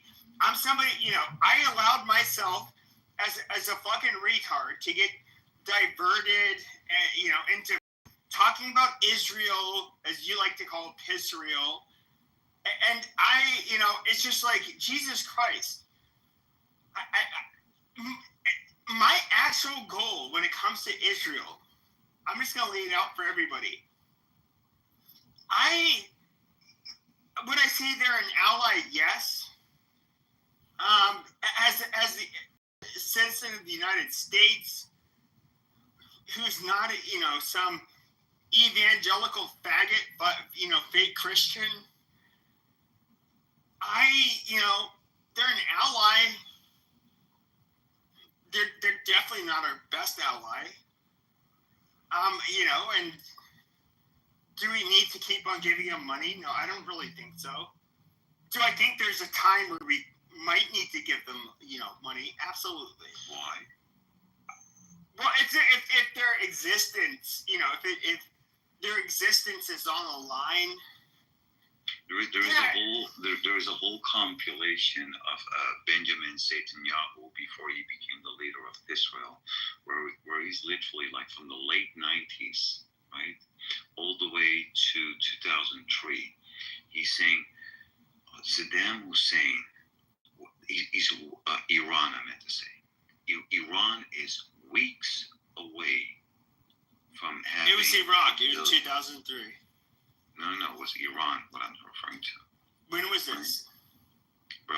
There are whole compilation videos. I think you're thinking about 2003 when you visited her. No, He did both. Literally from late 90s, he's literally saying Iran is weeks away from making nuclear warheads. And then, like, in the next video, Iran can produce 10 nuclear warheads a year. That's 110 years from now. And so on, and so on, and so on. Right? Iran has not threatened nobody. Right? Nobody has attacked nobody. No. Hold on, almost done. Then you look at Israel. They bombed Lebanon. Right? And only the last 22 months, they bombed Lebanon, they bombed Iran, they bombed Syria. They just keep on bombing whoever they feel like bombing. Right? They flatlined Gaza, claiming that they killed, I don't know how many members of Hamas, of Hezbollah, and Al-Qassam Brigade, and whatever other militia there is out there. Right? We have not seen a list with people that were fighting, that were like the so-called Hamas, right? Where's the list with all the people that they've killed? Because they said 40,000 got killed, 20,000 of them were allegedly members of Hamas, right? So it's one-on-one. You're killing one bad guy and one civilian. That was in the first 4 to 6 months from the top of my head. We're in for 22 months. 22 months, and I've seen numbers that are close to 400,000 that got killed. The numbers cannot still be 40,000 after 22 months. Sure. Okay, but I would believe Hamas if Hamas was not known for lying a lot. Now, what did they lie about? Wait, so who's lying? I mean, everything from when it comes to. What is that fucking hospital where the bomb landed? Yeah. Yeah, but I would say this. God damn it, I forget my fucking point. I had it all lined up. Jesus Christ. The lying part? My Lord's name in vain. And we can talk about that hospital strike later. No, I'm trying to because Israel did bomb that hospital. You mean all 40 hospitals? Yeah, but this one was special because it was early on in the genocide. And Israel's like, we would never bomb a hospital. Well, I'm curious about Ludwig. When you said, I wanted to go back to, do you think there's a bunch of similarities between Israel and the Nazis? I was just curious what a couple of those would be. The similarities are just killing indiscriminately. Right? You're like, oh, okay, you match the description, we're gonna kill you. Right? That's pretty much what they were doing. Or advancing their nationalist ideology at the expense of innocent people. Expansionism. What else? Similarly, they both have death camps. Like right now, Israel is setting up concentration camps over the ruins of Rafah. So that if they succeed in expelling everyone from the north, they're going to put everyone in these camps. So they both use camps. They both use killing civilians. But even for example, and this is no knock to the Israelis, the Jews, or the Muslims in the Middle East, but what I would consider, and Christians. It's just my opinion. What I would consider the most beautiful Middle Eastern people in the world, the Lebanese, majority Christian country, and majority Muslim country, by the way. It's 33% Christian, 30% Shiite, 30% Sunni, or sure, it's 5%. Sure, but it was a majority Christian country. You guys can't not deny that. I think that's the perfect example is Libya. Okay, but what happened? What happened after it was a majority fucking Christian? You had a nice fucking place. Yeah, it's still a nice place, by the way. No, it's not. It's a fucking shithole. No, it's not. No. Okay, why would you say that? That just that debases your whole fucking argument, bro. I'm not even. You're just making stuff up today because. I'm not making stuff up. Lebanon is Lebanon literally. is getting bombed by Israel. Christians and Muslims Oh my live God. perfectly in peace and harmony next to each other. No, they don't. You've had sectarian violence for decades. Yes, And even amongst the Muslims, you have like between the Shia and the Sunni. I mean, obviously, was Hezbollah had their I would say a very large standing in Lebanon. The Sunni Muslims absolutely fucking despised them. The Christians didn't like either. And neither of them liked the fucking Christians. But you see a country, that they had what you would call the Paris of the Middle East. Oh, by the way, the other similarity is controlling the region, right? Just like Israel is doing, just like bombing. Okay, sure, but why should I give a two flying fuck? This is what is so fucking annoying about you people. Okay, you have a majority Christian fucking population in Lebanon. No, it's not. Okay, no, hold on. You want to preserve the homeland for the fucking Christians and the Muslims that are in quote unquote Palestine, but when it comes to a state like fucking Lebanon, that is literally majority fucking Christian, it's all of a sudden that is brush. No, it's the majority of them have been fucking Christian. Jesus Christ, through the times of Jesus Christ. I mean, and then I have to sit here and listen to this goddamn bullshit. Okay, about how. What does it have to do with the killing of Palestinians? Are you fucking serious? Okay, okay. I used to tell my friend. Well, hold on, Frank, hold on. No, I have to worry about displaced fucking Palestinians.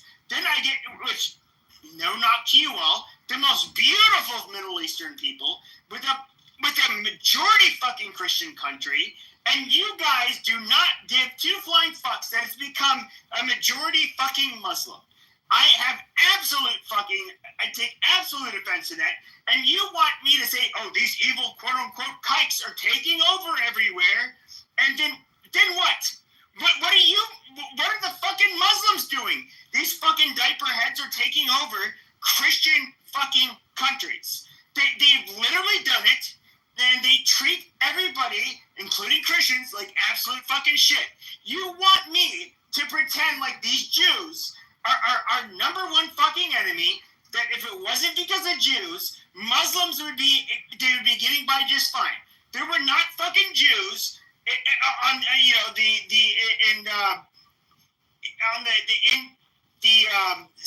Indian subcontinent, where you have, we can look at all of the wars between the Buddhists, the Sikhs, the Muslims, the whatever. You guys absolutely wreak fucking havoc wherever you fucking go. And I have to sit here and pretend, in order to appease people like you, that somehow, if it wasn't for Jews, Muslims would be getting along with Christians just right. No, they've never gotten along with Christians. That's why our history with Muslims has been one of expulsion or conquest and expulsion.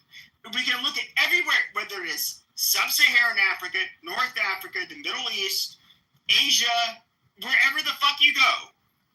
Muslims are an absolute parasitic force against the rest of the fucking world. I am so sick of having to fucking pretend like you guys are gonna be fine without the fucking Jews. Without the Jews, you guys still do the same fucking shit.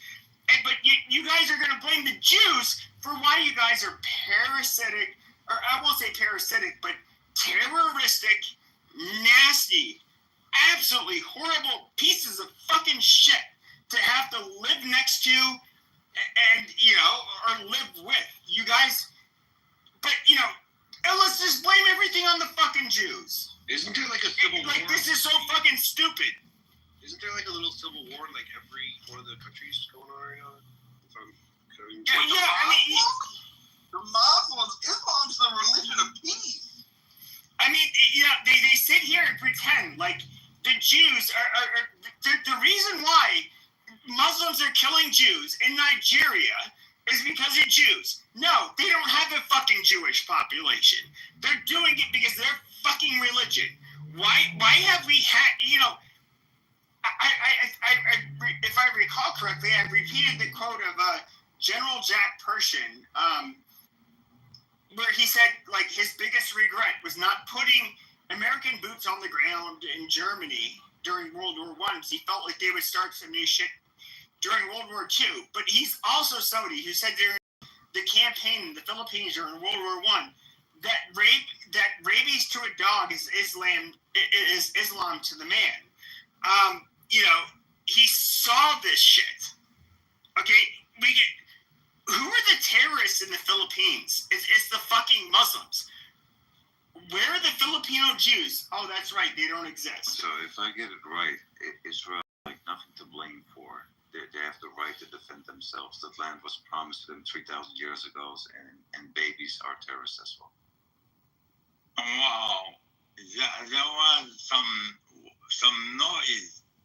Frank, did you just come from the dentist, Frank? It was incredible. Frank. This is what the average Muslim does. They think they're eloquent.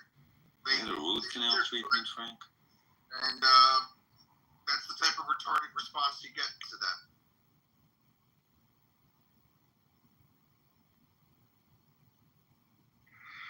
I'm gonna go to sleep. I'm gonna dream about the burning of Israel, which will result into the greatest and the biggest. Okay, well, hold on a second. So here's the biggest problem. Now, when it comes to the nativist arguments that Zionists make, okay, regarding the Levant and Israel. Now we know for a fact that the average Palestinian is more tied to Levant. When it comes to the Christian Palestinians, much more so, or not much more, barely more so. I used the wrong word. When it comes to, do I think you have a quote unquote homeland after 2,000 years of absence? I'm somebody of French descent. Do I think that I should be able to say, like, France, you need to let me in? No, fucker, I have French DNA. No, it's not happening. They don't really give a fuck. Somewhat similar, and I'm quite removed, by centuries from them. But at the end of the day, it's just like, okay, they have a country. They built it that is successful. Nobody can deny that. Do I think that they absolutely have far right-wing, I guess you could say, ideologues that drive practices and policies there, which is, it's not fair to the at the end of the day, what is it? How are the Christians or the Muslims at fault for just being there? I would say they have, especially if they're born there, their ancestors have been there for generations. Nothing. They didn't do anything wrong. But I'm not going to pretend like there are not a bunch of radicals, on the opposite end of the spectrum that look at them as a bunch of, just despicable pieces of shit who do not belong there and play along with the game like, oh yeah, just with them Muslim, I'll treat them very well.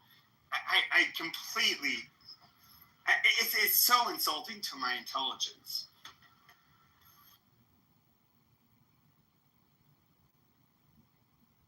What do you think radicalized them? Well, I would say Islam in general, just like kind of like what you see throughout the world. Now, do I think that, if you were to ask me a different question, do I think that there were legitimate, resistance movements? Yes, absolutely. Do I think they invited? They're such a new country. I mean, you've had Native Americans trying to, do revolution in Latin America centuries after they were basically established and first colonized and established by the Spanish. Yeah, that's par for the course. Like, I do not think that you're anti-Semitic for pushing back against them as if you're a native-born Palestinian. And to be fair, a lot of the original, terrorists, which they were technically terrorists, they were, pan-Arab. You had a lot of Christian leadership, in some of those groups. A lot of them were, I would say a good chunk of them were very far left ideologues. And no, I completely understand how that would happen. I don't think, I do think, with the foundation of the state as imperfect as it was, you're obviously going to get resistance fighters. And I'm not demonizing those people. But when it comes to Hamas, I'm sorry, dude.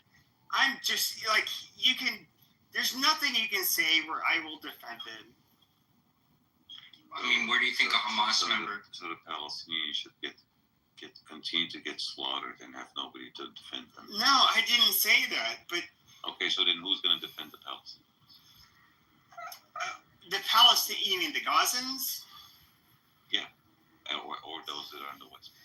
Okay, but when it comes to the Gazans, if Hamas mass surrendered, I do not see the IDF just like summarily executing these people. So anybody can just occupy a land, do whatever they want, and anybody that comes to the rescue should get slaughtered, including those that live on that land. Okay, so if I was to go into Mexico, let's just say Mexico was a superpower in comparison to the United States, and me and a couple thousand people who thought like me went in there. We just shot up Mexicans. We just raped Mexicans. We burned them in their car. We just did like horrible shit. We shot old Mexican ladies and young little Ninas and Ninos in the face, because they're just these filthy Mexicans. There's nobody who would rationalize that. I mean, really, despite our political differences, rationalize that. But, it's this really weird thing where I have to listen to people trying to justify doing something that here in predominantly Christian countries like Mexico, for example, versus the United States, we would never treat each other like that and find it like justifiable. It is fucking satanic. Did Mexico do it to you first? But even still, like, I do not think we literally have it. If Mexico made a move on Texas, I don't think people are gonna be like, yeah, no, that's cool. No, we would never. More analogous for you guys. If Mexico's like, oh, it used to be part of Mexico, blah blah blah blah. You're simplifying it. Nobody's gonna be like, yo, Mexico. Yeah, whether it was just go and kill anyone and everyone. Yeah, exactly. And so, like in El Paso or Ciudad Juarez, we would not, on either side of the border, you would not see like a dead, mangled, woman who's either in her early 20s to late teens, and then drive on either side of the border and be like, look, we caught this fucking Mexican, or we caught this fucking American. And people would be like desecrating the body. And I will say, like, religion is probably a large part of that, because that is just like morally you can't justify that. Have you heard of the Israeli Telegram channel 72 Virgins Uncensored? No. So basically, they take all the photos like kids and their mangled bodies and headless babies and Palestinians have been burnt to a crisp, and then they caption it, making it into memes. They're like, "Oh, it's barbecue time." That channel had over 200,000 subscribers. Yeah, okay, look, there is so much. You know, I've gotten into it. Morbid curiosity, and but, it's being close by, so people are fucking looking at it. But I would say that when it comes to like how people are treated, do I think that Israelis and Jews, which is going to reflect on Jews overall, whether they like it or not, that is where people's mind is going to go. It's not necessarily where my mind is going to go, but it's definitely where most people's mind is going to go. When we get to see like young people dancing, doing their stupid TikToks, mocking the starvation, the how basically how shitty the Gazans have it. We look at it as like really bad, and it rubs me the wrong way. But I get it. Like during the Gulf War, or the second global war on terror, you had, obviously you had people, saying very controversial shit in support of something that a lot of people objected to. And the people that are going to, go be the most viral are going to be the people who are likely the most controversial. I don't agree with it. Like, I do think that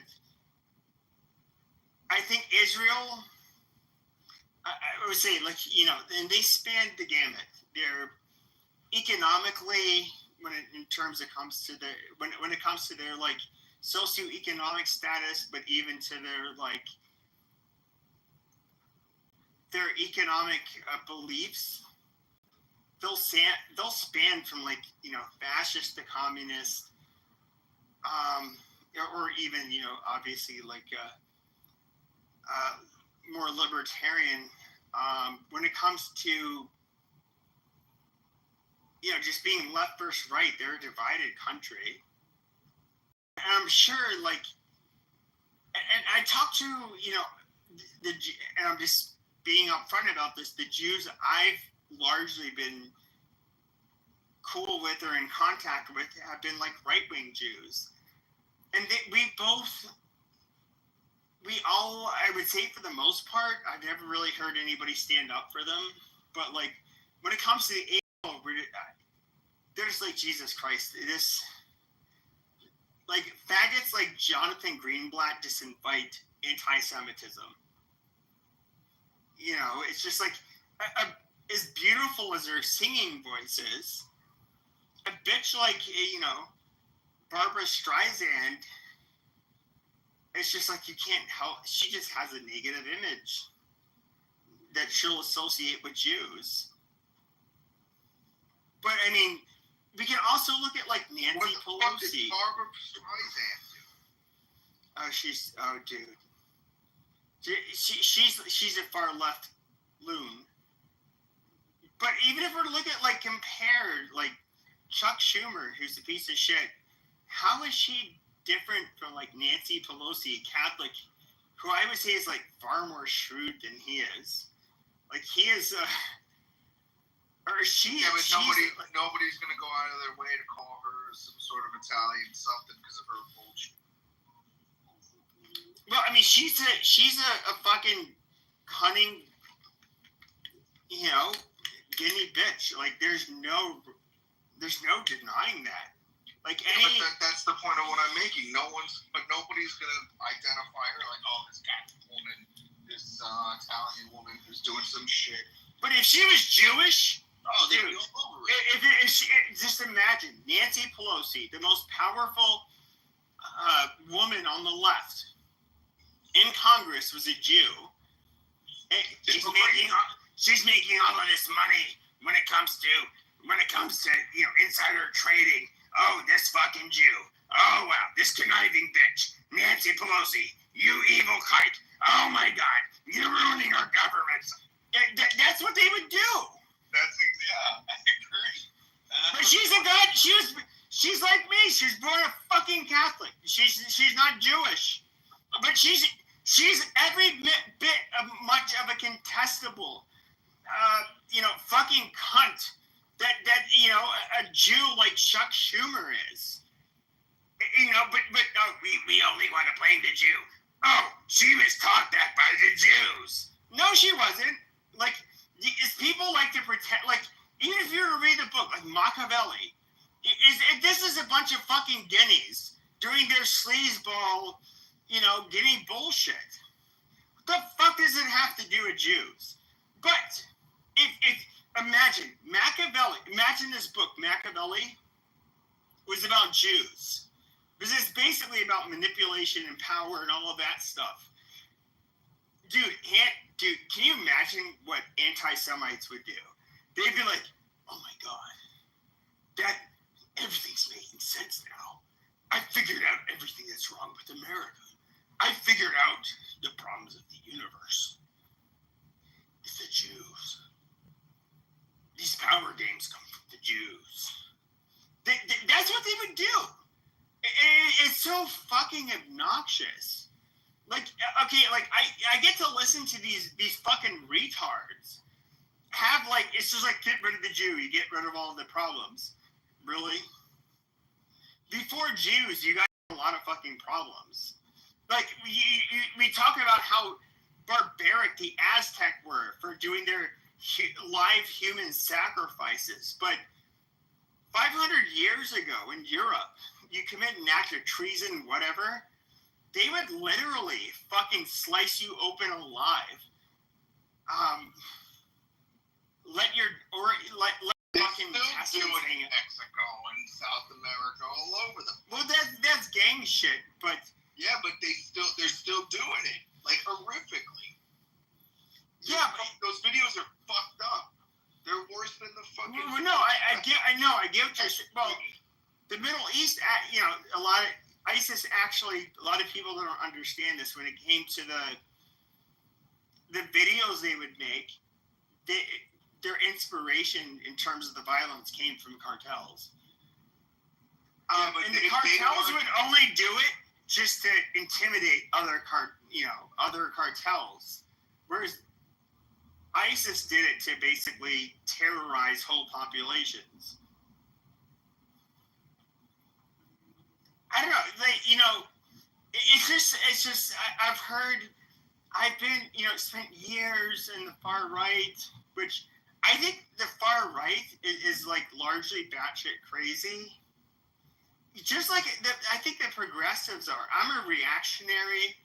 I'm somebody who is just like, well, fuck these people. I would take a totally opposite stance.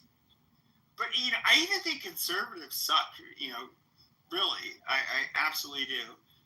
I think, I don't want to say they suck. I just think they have very simple prescriptions for how society should run, which I don't think are, like, practical. But anyways, when it comes to the Jews, I can only hear this shit so much. And I'm somebody who'd never had a problem with Jews. Then I'd meet people that are like quote-unquote National Socialists, in other words, neo-Nazis. I'd have these debates. I watched, like, Europa, The Last Battle. It's like a 12-hour, like, I would say 90% false propaganda video, and it took so long to watch it because it's just like I had to like verify everything that was being said, and it was so like it was such bullshit. And so, like, imagine I go into a place like, whether it's on Discord or here or Twitter, and I have to listen to these people that are diehard like Nazis. And you say, what's Europa the next battle, or the last battle? It's, like, amazing. I watched it. But, it was, like, propaganda and mostly lies. And then, okay, so you retards are buying into this shit. Amazing. It's literally propaganda and lies. And I don't know. And I'm not like, once again, when it comes to like Jewish influence, or they're highly productive minority in the United States that punches way above their weight. So I think like you can absolutely look at like, hey, when we talk about things like Israel, are you guys going to be biased? Obviously. But it's just like if we were to talk about polygamy and the Mormons, is there a bias? Obviously. But people like to create these fucking conspiracy theories, and they have everything figured out. It's so fucking retarded. Like, I just, like, the far right in America, I remember wishing, like, I wish more people would think like me. Then it happened. Then I go on Twitter and I have to listen to it. I'll anonymously pop in on spaces and look at the content. I'm just like, actually, I wish it didn't happen.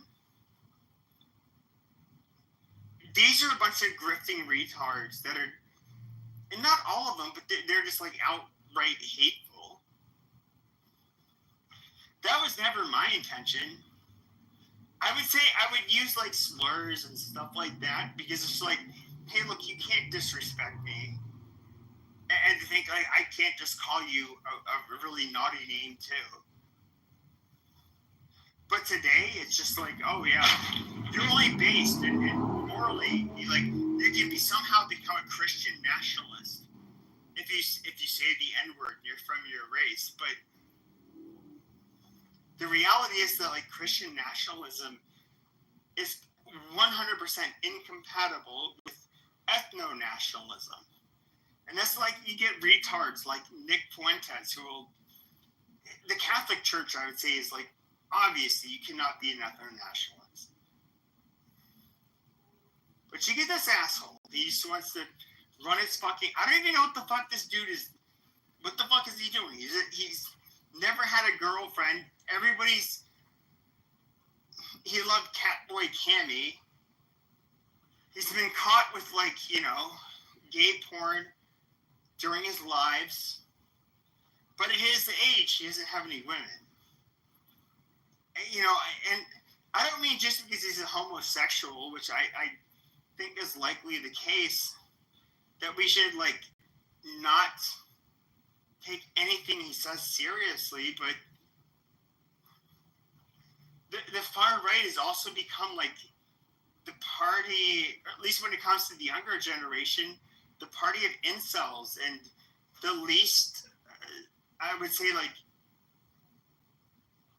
the men that are the farthest from what you would consider to be right-wing traditionally, veterans, middle American laborers,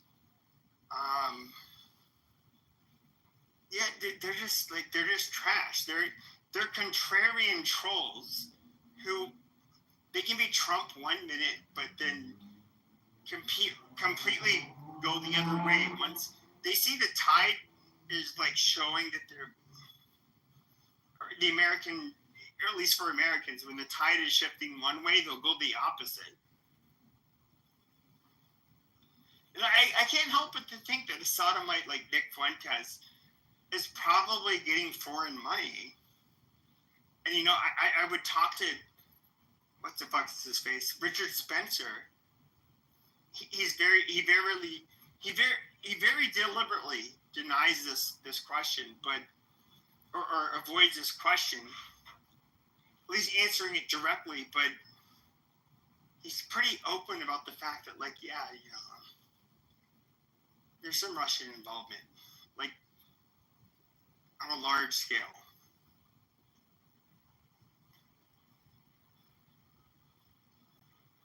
But this is where we get our quote-unquote based takes, as if Russia gives a shit about us.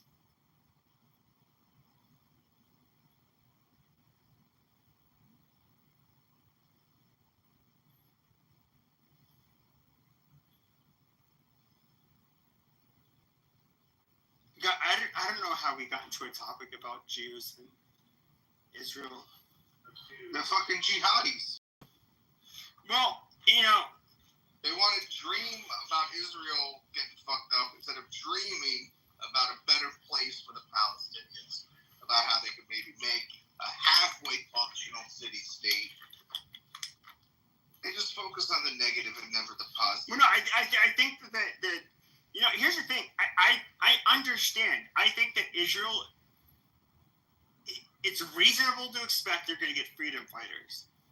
But to say, I'm not going to, when I look at Hamas, like, not only do I think they're a cult, they're like a demonic cult.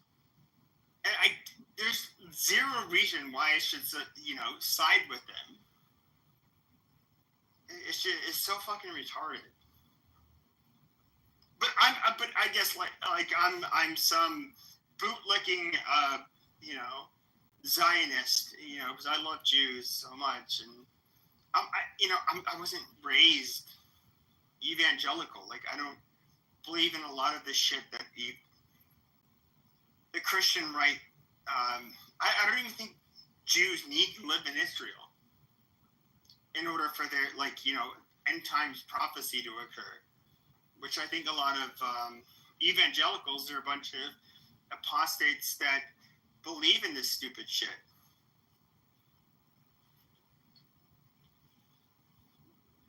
Like, I don't know. I'm firing too many shots. I'm super tired. I woke up at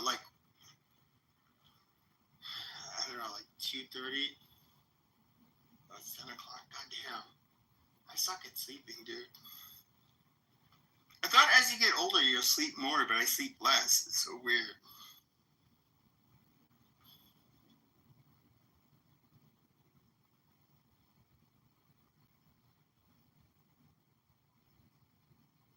I don't have to work tomorrow, so basically, I guess it doesn't matter. But I'll still wake up and not be able to go back to bed. That's the shitty part.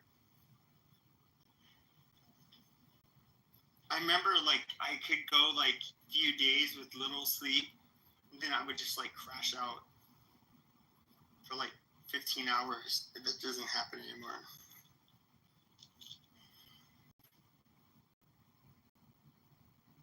But you know what?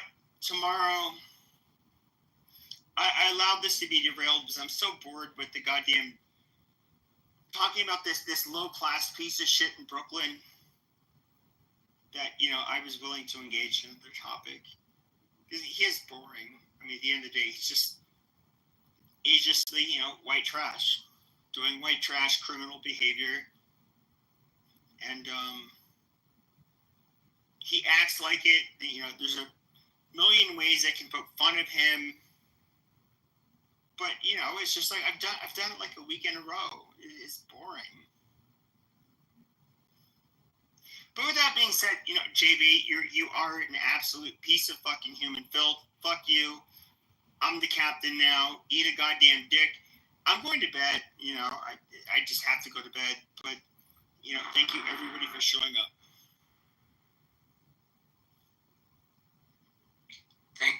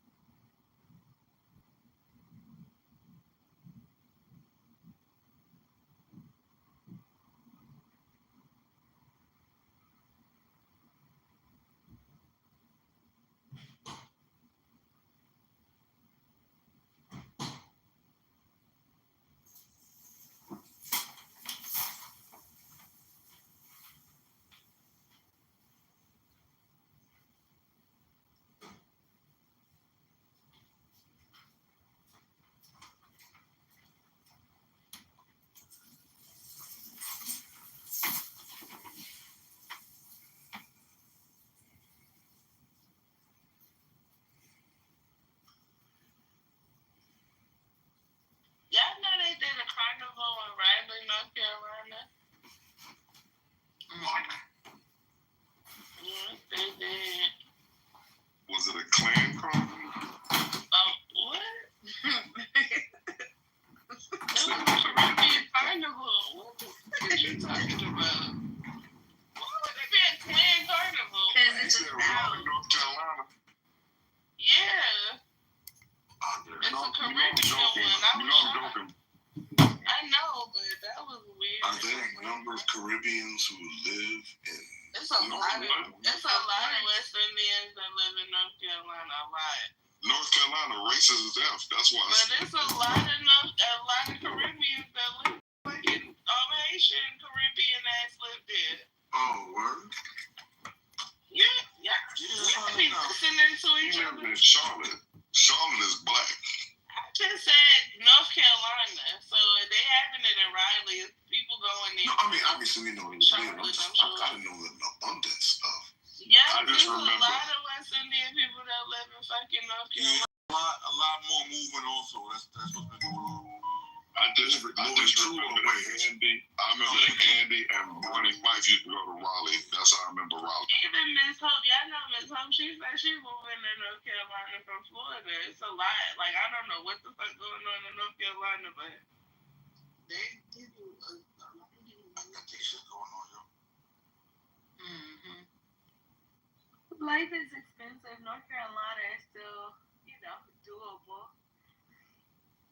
Greensboro, obviously Raleigh, Charlotte, Raleigh-Durham. Charlotte is expensive to live, but I mean it's comparable to Atlanta, I guess. Oh no. You live in the north? You don't think so? Okay. Nah. There's places outside of central Charlotte that are not remotely as expensive. Oh yeah, I'm talking about like in the city of Charlotte. Oh yeah, but I'm saying even spots on the outside of Atlanta, like Metro. Oh yeah. Metro Atlanta. Their Metro isn't as vast as this one, but their city is about comparable. It's almost about the same. MJ, you alright? What you doing up this late? But they having the influx of people moving here. Like I heard a lot of people from California